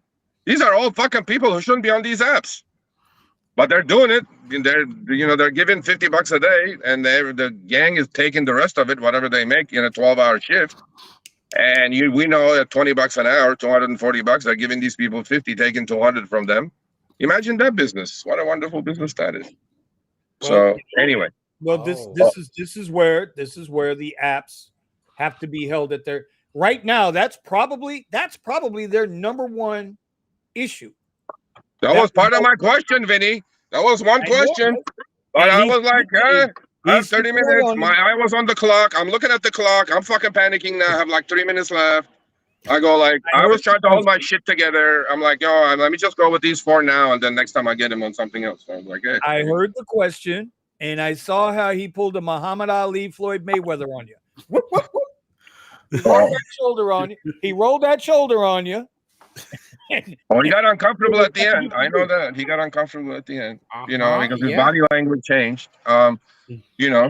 He didn't like, but if you guys notice, like, you look at his answers, like, I call upfront pricing, I think it's a fucking cut. The guy goes, I think we're paying more on the fucking, I go, yeah, if I get a 30%, if I get a 30% haircut on a fucking 30-mile trip, how many short trips do I have to do to make up for that? Exactly. Mr. Richard? Exactly. And then I hit him like, I go, hey, fuck, 2015, $2.62 minimum fare. 2023, $2.62 minimum fare. He goes, I didn't even know about that. I go, yeah, of course you didn't. Why don't you go do a couple of those without fucking incentive, right? So look, man, you can push so much, you can pull so much. I don't know. Okay, all I know is they called back. They said, thank you, for doing it. I'm like, no, thank you. I go, I hope I didn't go too hard. He goes, no, it's just you hit the points. And I'm like, okay, thank you. We'll see you in 6 months, if not sooner. And that was it. I mean, I think overall, I think most people liked it. So I think it was a good interview as far as I gave myself like a B plus. I liked it. I did like it. I put you in the B range. Yeah. In the B range. Why would have moved me to A? Do you know why? Do you know why? Mm-mm. I'm going to tell you. I'm going to tell you my opinion on it. Okay. Okay. Because it was your first time up against somebody like that in front of a live audience, that would shake the best of them. Okay. It's not easy, Vinny. It's really not easy, bro. Professional journalist. That's not your profession. You're one of us. You're one of us. And to step up in that role is not easy. Trust me. I get it. So with that being said, I gave you a B, not a minus or a plus. I don't fucking play them fucking games. Okay. I gave you a B. I thought you tried to get some in there, but like I said, he was going to roll on you. And the fact that he was only going to give you 30 minutes was just a tough place to be. I said that. And again, but you know what? My expectation was not too high. Seriously. And I honestly, I think everybody who was in the chat, their expectations are high that he's going to announce something revolutionary. That wasn't my expectation at all, and I'm going like, okay, I think you guys' expectations are too high. There, he's not going to say anything. However, I want him to understand that these are the 4 issues, fundamental issues that have been fucking the rideshare industry for the last 10 years, and nothing has changed. In fact, it has gotten worse. With AI, with chatbots, it has gotten worse. Support has gotten worse. Deactivations have gotten worse. Right. Okay. Safety has gotten worse. All this shit has gotten worse. So, and pay definitely has gotten worse. Okay. So, these are the 4 issues. They were still the same a decade ago. You know, come back 6 months from now. Let's see what you fixed. I'm pretty sure earnings are not going to be fixed, but I'm very high on deactivations are going to get better. They're not going to be fixed. They're going to get better. And support is definitely going to get better. So I know these things already. Their biggest issue with pay right now, their biggest issue with pay is their longer trips. Their longer trips are absolutely bending drivers over. Their shorter trips, some are like, nah, fuck you, I ain't doing that. Right? Others are like, you know what? Okay, I had one today. It was 2 miles, $9 on an XL. I took it. Damn right, I took it. Yeah. 2 miles. No, right? but I mean, I think they have a point when they say short trips are paying longer, and I do standard and UberX, right? And pretty much every short trip, 2 mile pickup, 3 mile drop off, they're all getting priced about $1 a mile, right about there. Some are 550, some are 480, but right about $1 a mile they're getting priced. You could tell. I mean, I did 200 Lyft trips, all shorties, because I had the guarantees and ride challenges and whatever now. Right. And Uber the same thing. They have adjusted it. They're about $1 a mile. So comparing that to my 60 cents a mile, 21 cents a minute previous to upfront fares, those trips are actually paying more. They're paying maybe 50, 80 cents more, because that same trip under miles a minute would have paid $4, right? Now it's paying 5. However, if I do an 80-mile trip and I get fucked by $40, and now I have to do 40 on those shorties just to break even. I'm like, no, that's not a good game to play. So yeah, and that's if there was one thing with upfront pricing that's just terrible, it's the fact that the longer trips now is absolutely bend us over. You don't even want to do them. You don't even want to do them. No, right? You should not do them. Not you don't want to do them. You should not do them. Well, I didn't say I do them. I'm just saying. Yeah, let those fucking people wait. I'm like, whatever. The new thing now is the long pickups. Yeah. Right? The 4, 5, 6, 7 mile requests that I'm getting requests 4, 5, 6, 7 miles away. Yeah. And you know, I've gotten quick enough to add my mileage together. I've gotten very fucking fast at doing that. And I know what my number is. And if I'm in that $1.90 or higher per mile, and I look at the time and I'm close to that $50, $55 an hour, I make my decisions pretty quick. I think a lot of drivers have gotten very fast at math. They figured out. There you go. There's one upside for rideshare. You all are becoming fucking math geniuses now. How about that?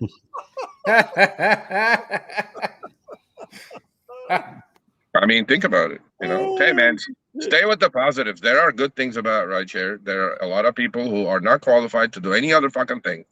Instead of cleaning toilets, sorry, whoever you are, you're doing this, and you're making a much better living.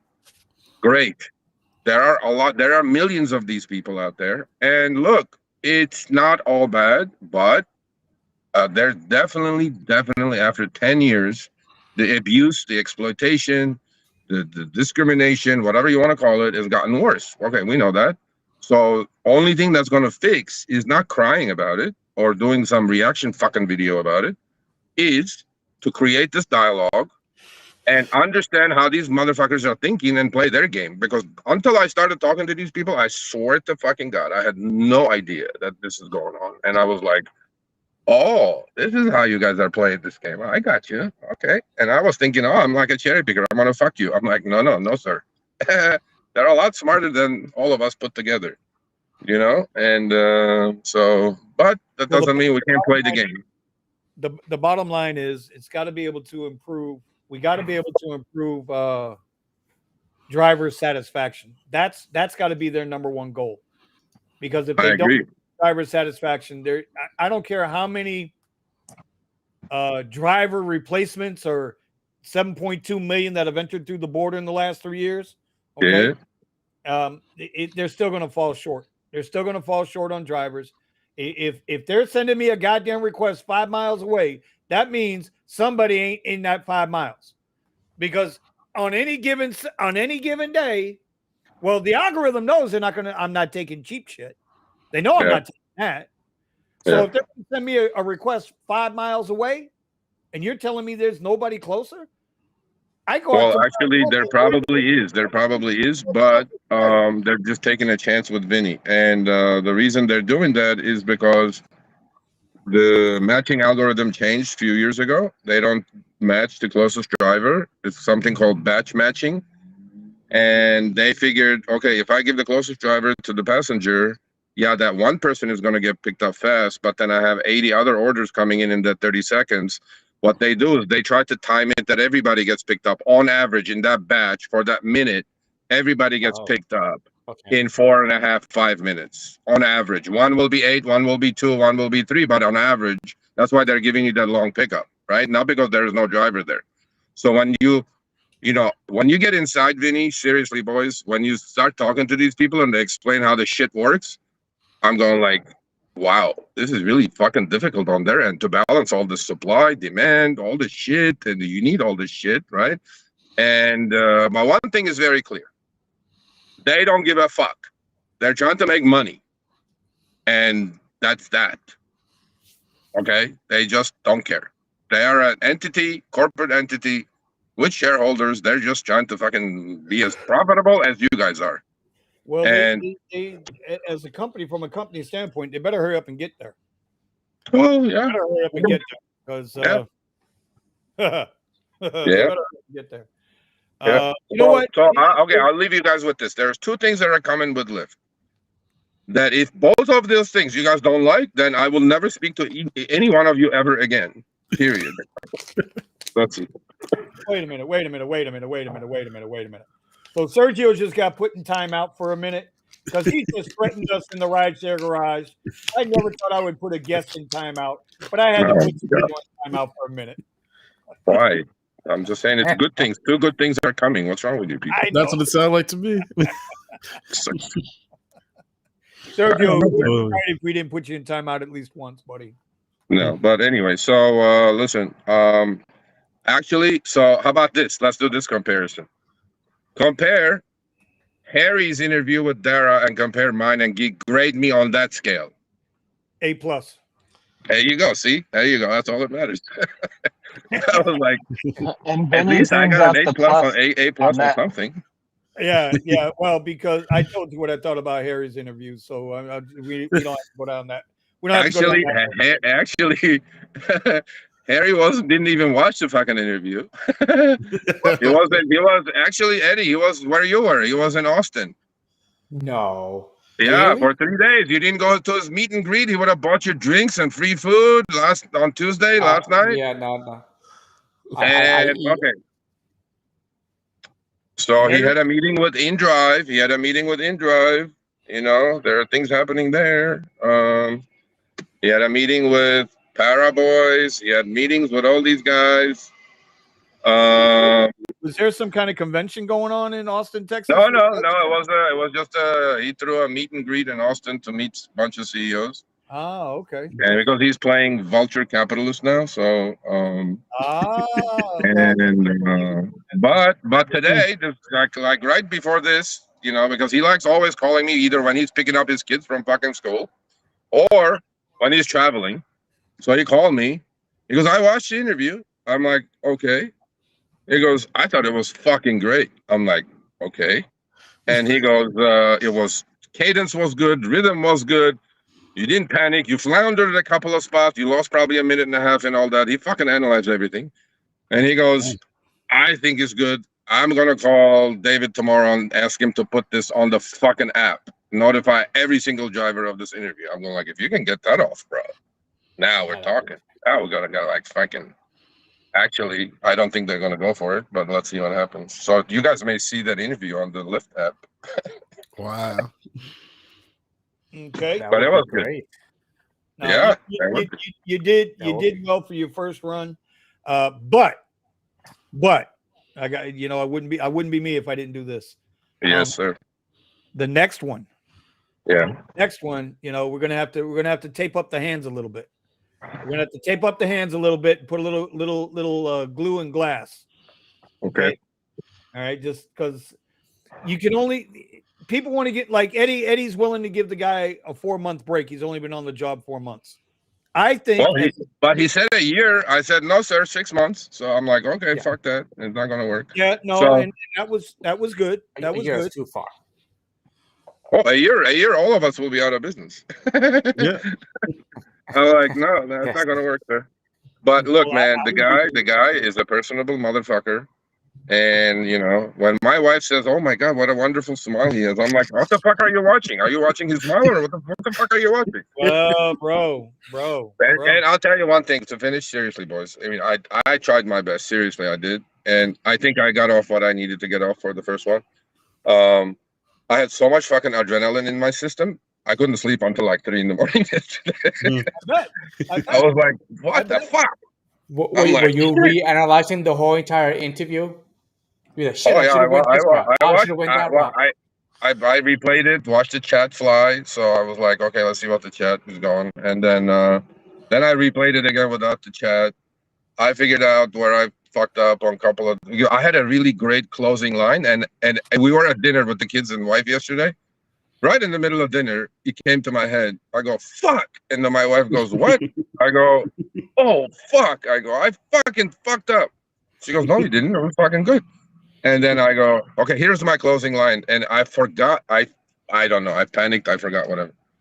So I was going to say, remember, Mr. Risher, I told you I did like 200 trips, last 3 weeks for Lyft.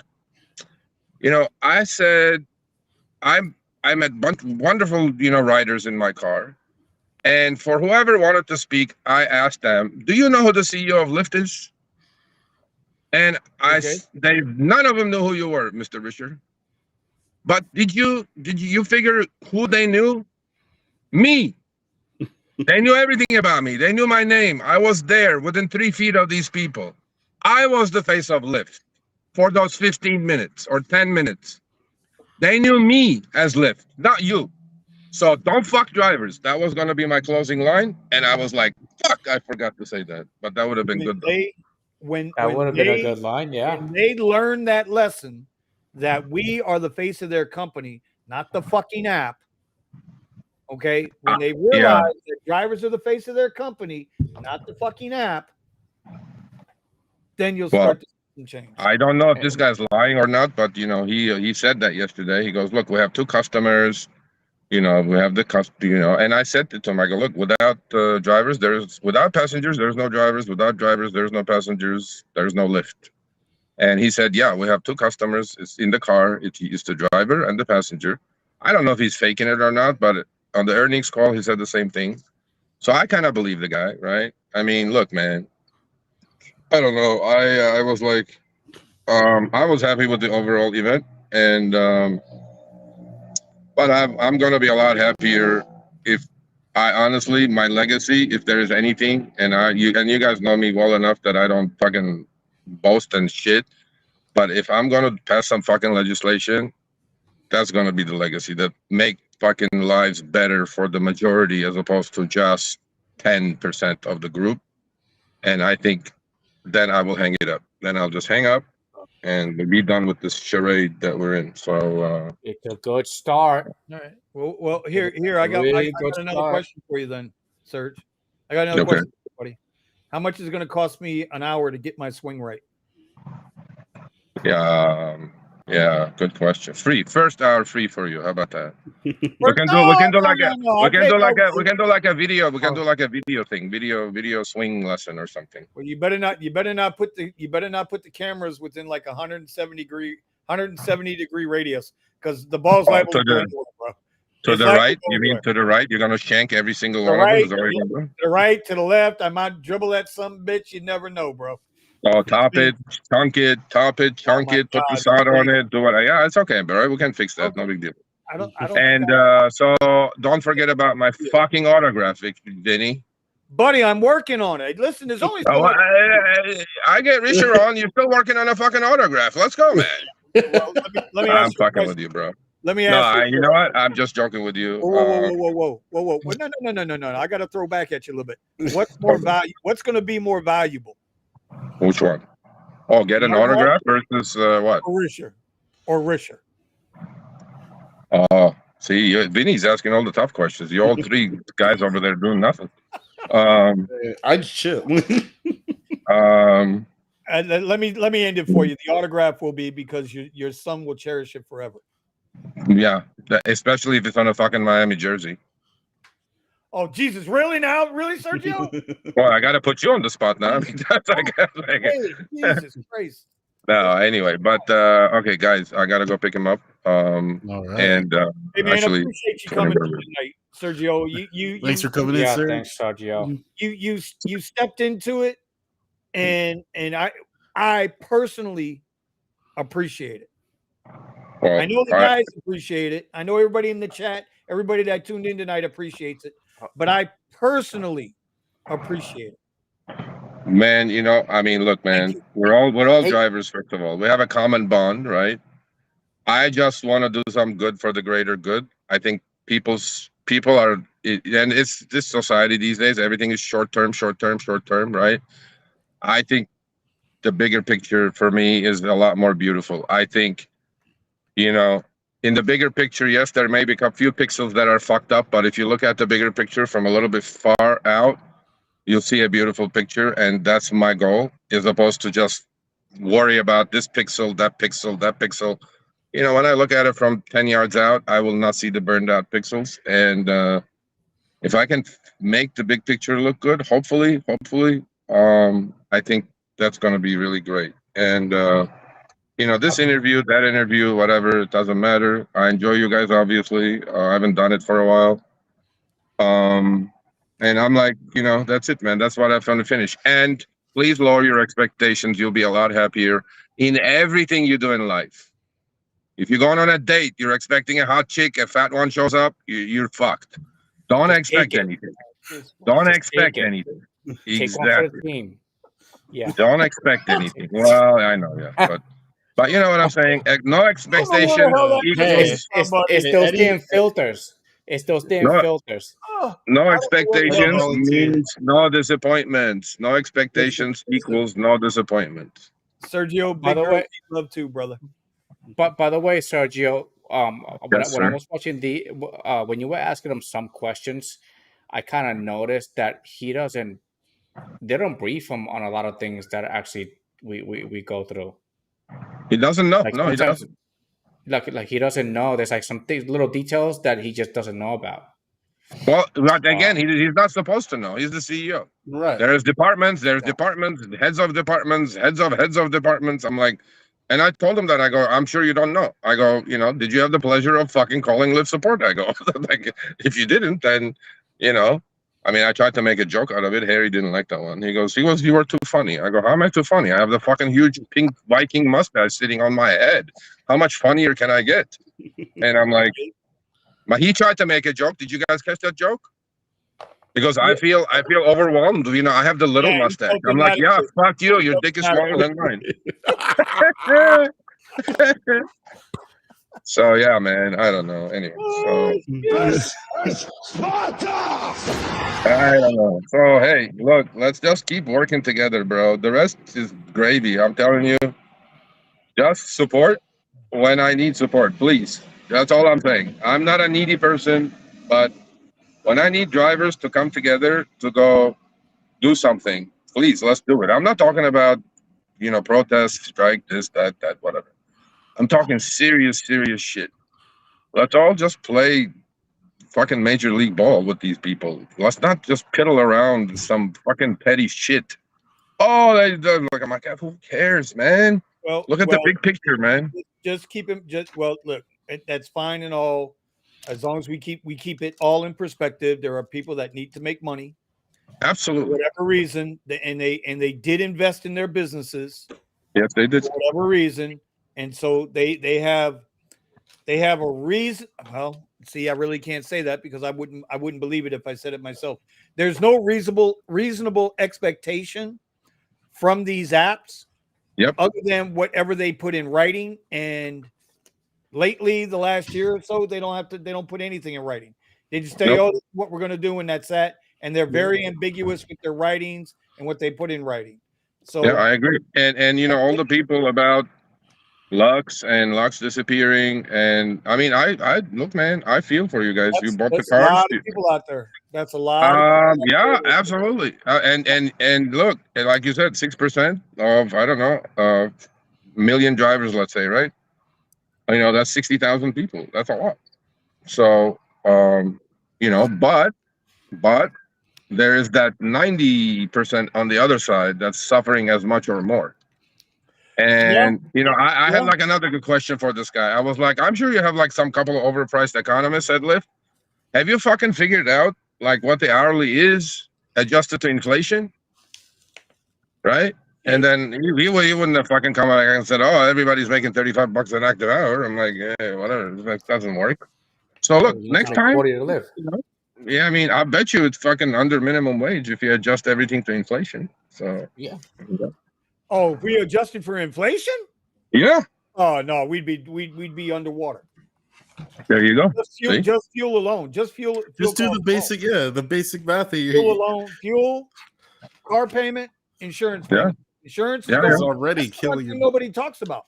You know, that's the one thing you just don't hear people My talk gas about. is more than my car. I've talked about it. The insurance rates are skyrocketing everywhere. Yes, they are. Except So- for Oh, yeah, my insurance rate went from 360 to 420. There you go. That's 20% or 15%, whatever it is. insane. You're not making 15% more on a trip. So yeah, I mean, I think look, there are a lot of good things about gig economy. There are a lot of people are putting food on the table. Otherwise, they'd be all fucked. They wouldn't be able, you know. But then there are definitely things to fix. Let's just work together, try to fix these things, as opposed to Yes. reaction video. This reaction, well, who fuck cares? I'm not that important. Just like I I always was like, make the money. I I'm honestly- interested. There's a lot of good stuff coming, boys. Seriously, just stay tuned. We're gonna fuck these people in Chicago, hopefully, and then we'll see where we go. And Tweet it. Works Yeah. for me. Well, we're here for the ride. We'll see well, what no, Steven, we're all fucked already. We have Prop 22 here, Exactly. so Yeah. we're we and are our gas is almost we're- $7 a gallon. Yeah, we're all absolutely hammered, and until we get rid of Prop 22, which is probably I don't know what's going to happen. Yeah, well, we're all So fucked in when California. officially is the Lux thing supposed to take place? 18th. Oh, next month. Oh, okay, that's why. So this is the other thing you guys should do, by the way. This is okay. Here's homework for everybody. I checked it like twice on my app today, passenger app. Mhm. I'm just dying to know. I'm sure until the 18th it's not going to show up, but on the 18th morning, first thing I do is click on my Lyft passenger app and see the difference between a standard trip and this. They couldn't come up with a better name. They call it fucking extra Right. comfort as opposed to comfort. How much that extra comfort is more than the standard trip, and how much below the Lux trip that is. Yep. Because it's going to be on all passengers' apps on the 18th. You know what I mean? I will face no lube. Here's the other thing. I can today, two of the riders I had, one was an XL, one was a Lux.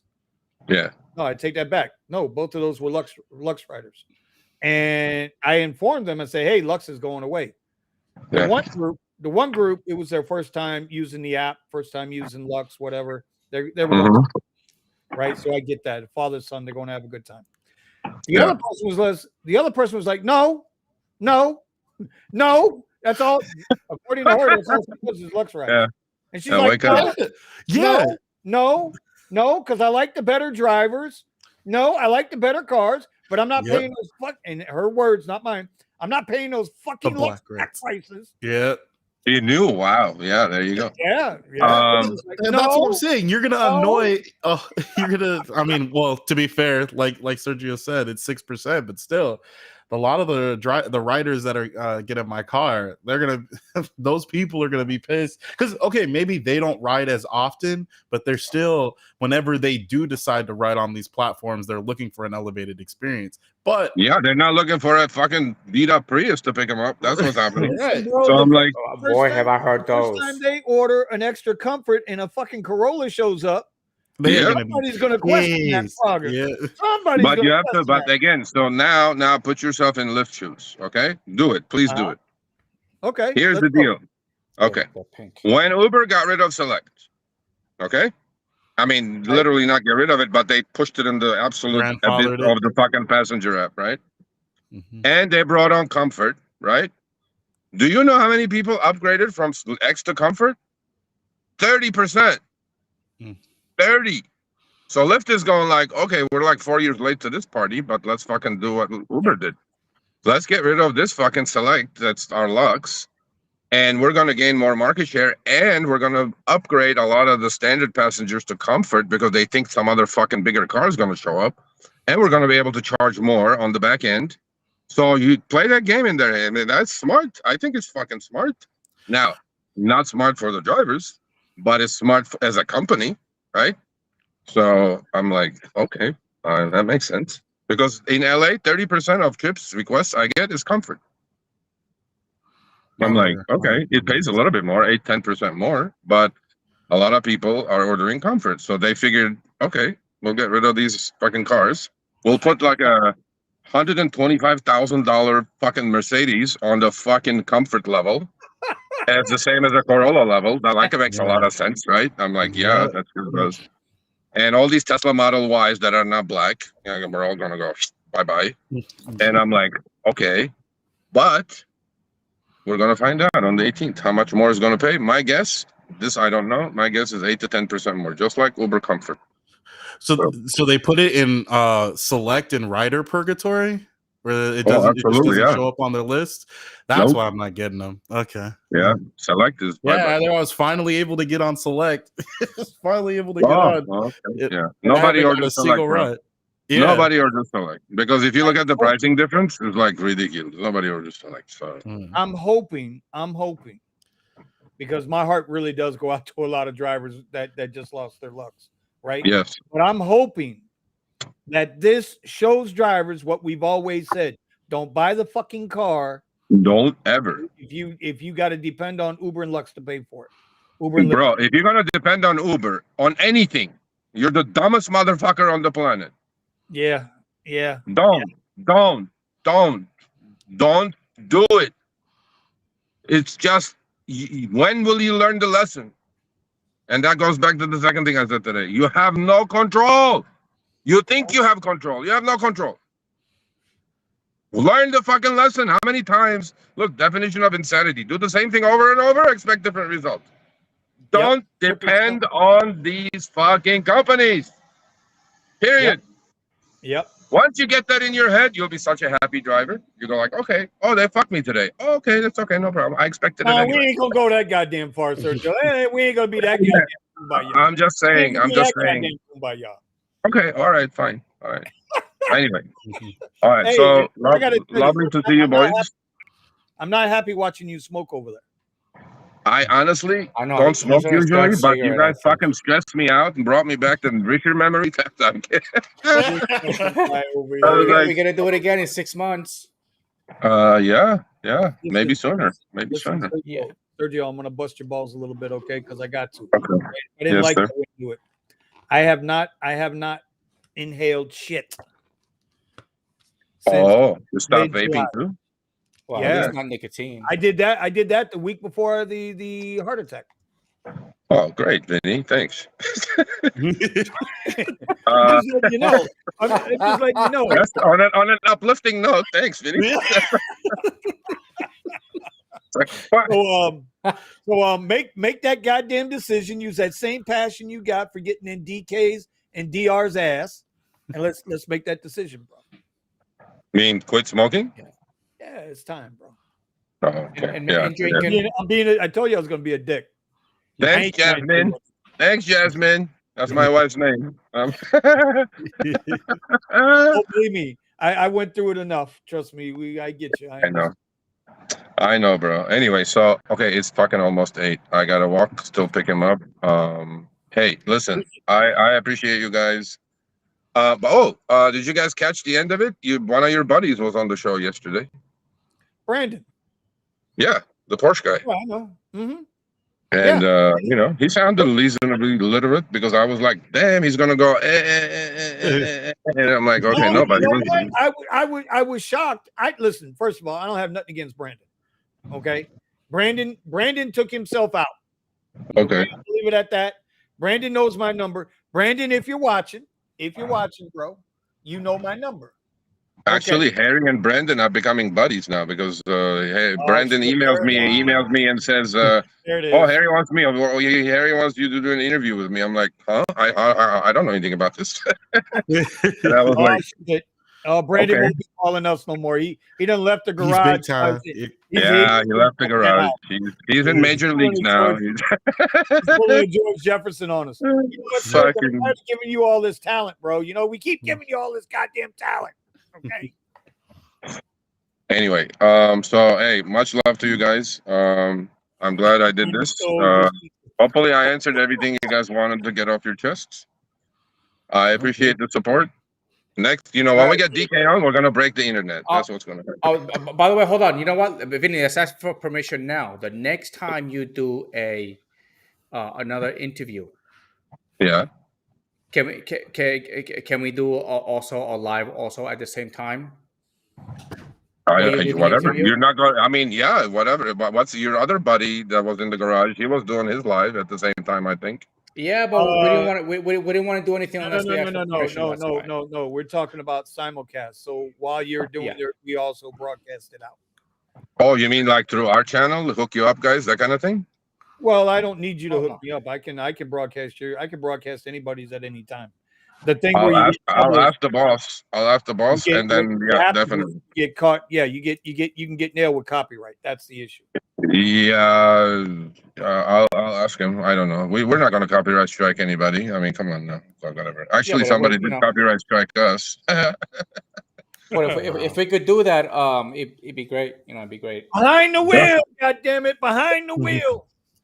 Yeah, talk about copyright strike. That's coming, by the way. So, yeah. I talked to Uber about that shut down too. Fuck Uber. I talked to Uber about that too. I go, what the fuck? I go, what is this?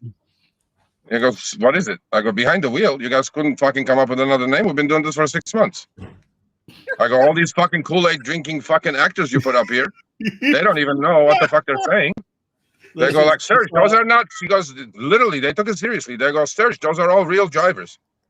I go, are you really this dumb, or are you 5 minutes good of an actor to act this dumb?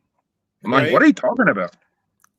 And I'm like, don't fucking do it. We're gonna actually, for joking purposes only, we're gonna send a copyright strike to Uber. I started to do a parody video on one of their videos that they put out. 3 things I learned while driving Uber, and I wanted to do a parody video of that, and I thought better of it. I said, "Well, shit, these fuckers ain't sending me no requests anyway. So what the fuck?" And then you did ask him, Sergio, because I was like, the people that I call on support, they don't even know what Uber or Lyft is. Yeah, I know. And I'm like, the worst fucking thing on the planet. The worst fucking support, whatever the fuck they are on the planet. I was like, yeah, I dealt with it when I did those 200 trips. I tried trying to get my fucking $2 fucking cancellation fee, because on the Lyft fucking app, if you don't get close enough and click that arrive shit, you are. Screen capture. Sergio, you moved from your 5G. We got him again. Somebody get the freeze picture. Who's gonna do the Who's gonna do the cap? Who's gonna do the meme? Who's gonna make the meme? Who's gonna do? Oh, I'm the meme master. You're the meme guy. All right, Sergio, we lost you. Text him. Yeah, his phone froze. We're gonna go ahead and let him go ahead. Uber probably be like, no. They called Google and they were like, hey. Well, first of all, listen, I gotta apologize to everybody in the chat tonight, bro. I was trying to read them, but there was a lot going on. A lot of y'all wanted to know about, the interview, what we felt about it. The panel, I think our panel tonight gave you what we thought about it. I thought he got a B. I was a little bothered this afternoon on the live show because I didn't want to get into it then. I wanted everybody else to do their thing. At the end of the day, it's like I said yesterday going into the interview, bro. I didn't have any expectations. Yeah, you got J777. Just watch our replay again. We asked about the the deluxe that they're removing, and I didn't have any expectations. I knew he wasn't going to give any answers. yeah. So it was just a kind of, it was a conversation. It was a starter. Hopefully it builds into something else. They got to make their money. We got to make our money. Listen, like, no joke, man. It's a war. It's a war in the literal sense, not in the actual sense, in the literal sense. God damn it. Yep. And to find out that cherry picking doesn't do no good. It's a No war. bueno. No. So, bueno. it is 11 o'clock. Tony has jumped back in with us. We're going to go ahead and thank everybody for coming in. I wish I could have got more to your questions, but I promise we'll get to your questions next week. Don't forget, in the Discord, somebody put up that Discord, please. In the Discord, we are we're going to have the after show chat. That's a live vocal afterward chat. I'll go in there for a half hour. Steven will be running that, so I'm not worried about that. Neat. Omar, I think Omar is out. Yeah, Steven, you just got drafted. Listen, you're an admin, bro, so you're in it, okay? You goddamn it. In it to win it. All right? Since you kicked Brandon out, you know what I'm saying? And then you got Hey, that wasn't me. I don't want to hear that shit. That's Hey, you get what you asked for. number two. Listen, the show's unofficial sponsor, the unofficial sponsor. If you scan that right there, that'll take you to gigwithit.com. Go check, just even if you don't buy anything, just go check out their website. This is WeZoom's website. They got a whole bunch of gear and stuff on there that you can check out. Know your worth, from hoodies to t-shirts to hats. Just go check them out. For every sale they have a fund for every driver that's unfortunately been killed in the gig space.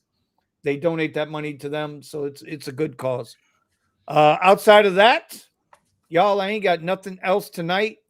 Eddie, give us the tip of the week, bro. Let's go. Hey, make sure that if you are getting into this gig and stuff, make the money and reinvest it into something else that do not depend on them.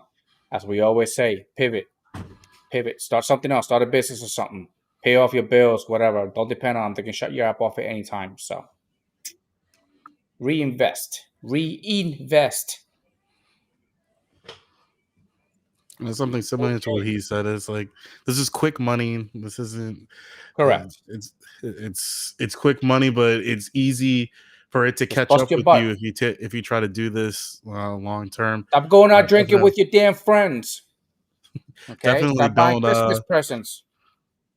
Don't buy a car for this game unless you're doing the math and you're actually paying attention to what you're doing, or if you're going to buy a car and you know you're going to be using it for something more than RideShare and you can sustain what you're paying on it.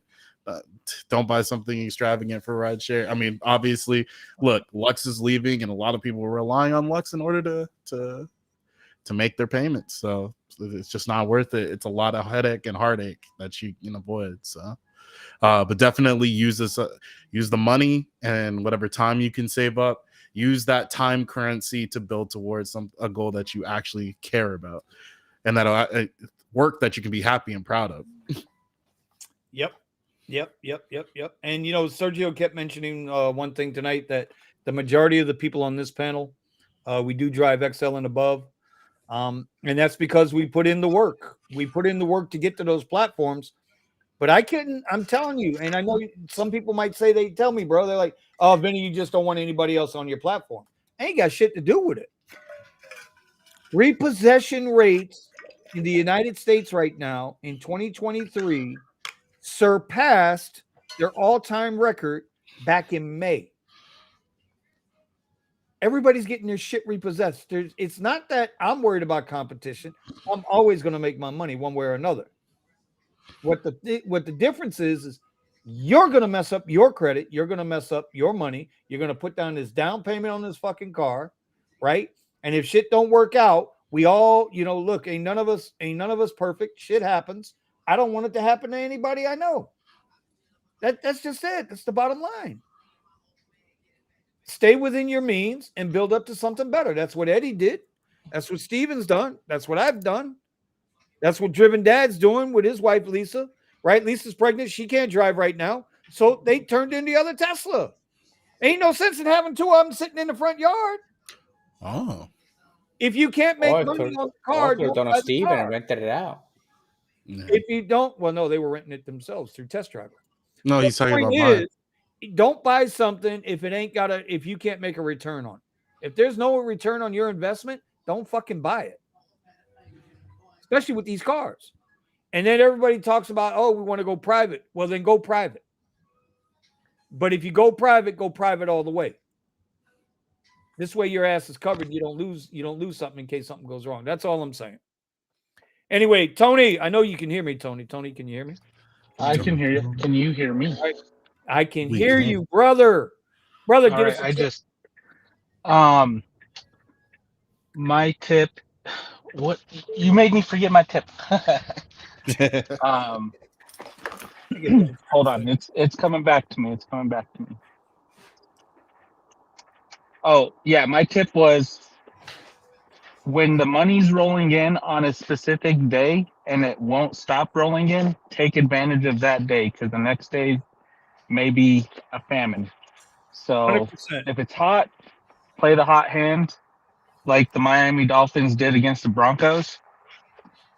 If it's if it's not, if you're the Broncos, sit the game out.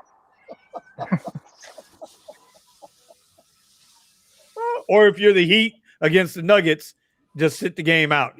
Sit the game out. I There we agree. go. Hey, listen. They're saying in the sports world, the Dolphins got even for the Heat. Here's what you just said is right. If an area is hot, if it's hot, keep striking, keep going, keep getting there until the area is not hot no more. Don't stop, because you know it is a feast or famine type of deal. You know, on a Saturday, I know I'm going to make. If I work Saturday all day, I know I'm going to make between $300 and $350. When times were good, I'd make between $450 and $500. During the week, I know in the afternoons they suck. They're hit or miss. In the mornings, I know what I can make in the mornings. I know my mornings right now are better than my nights. I know my Saturdays I got to do all day. I can't just do the morning, go dilly dog out for the afternoon, and then go back out at night. I'm not going to make the money doing it that way. So if you know where the hot area is, you ain't got to tell nobody. Just keep going back there. Keep fountain of youth, goddammit. Keep getting the money. All right. With that, we're going to end this up. Appreciate everybody showing up tonight. We will be back next Wednesday night. Yeah, stay safe. Make your money. Everybody on the panel, I appreciate you being here tonight. With that, I am out. You are out. We will see you next time. Pow.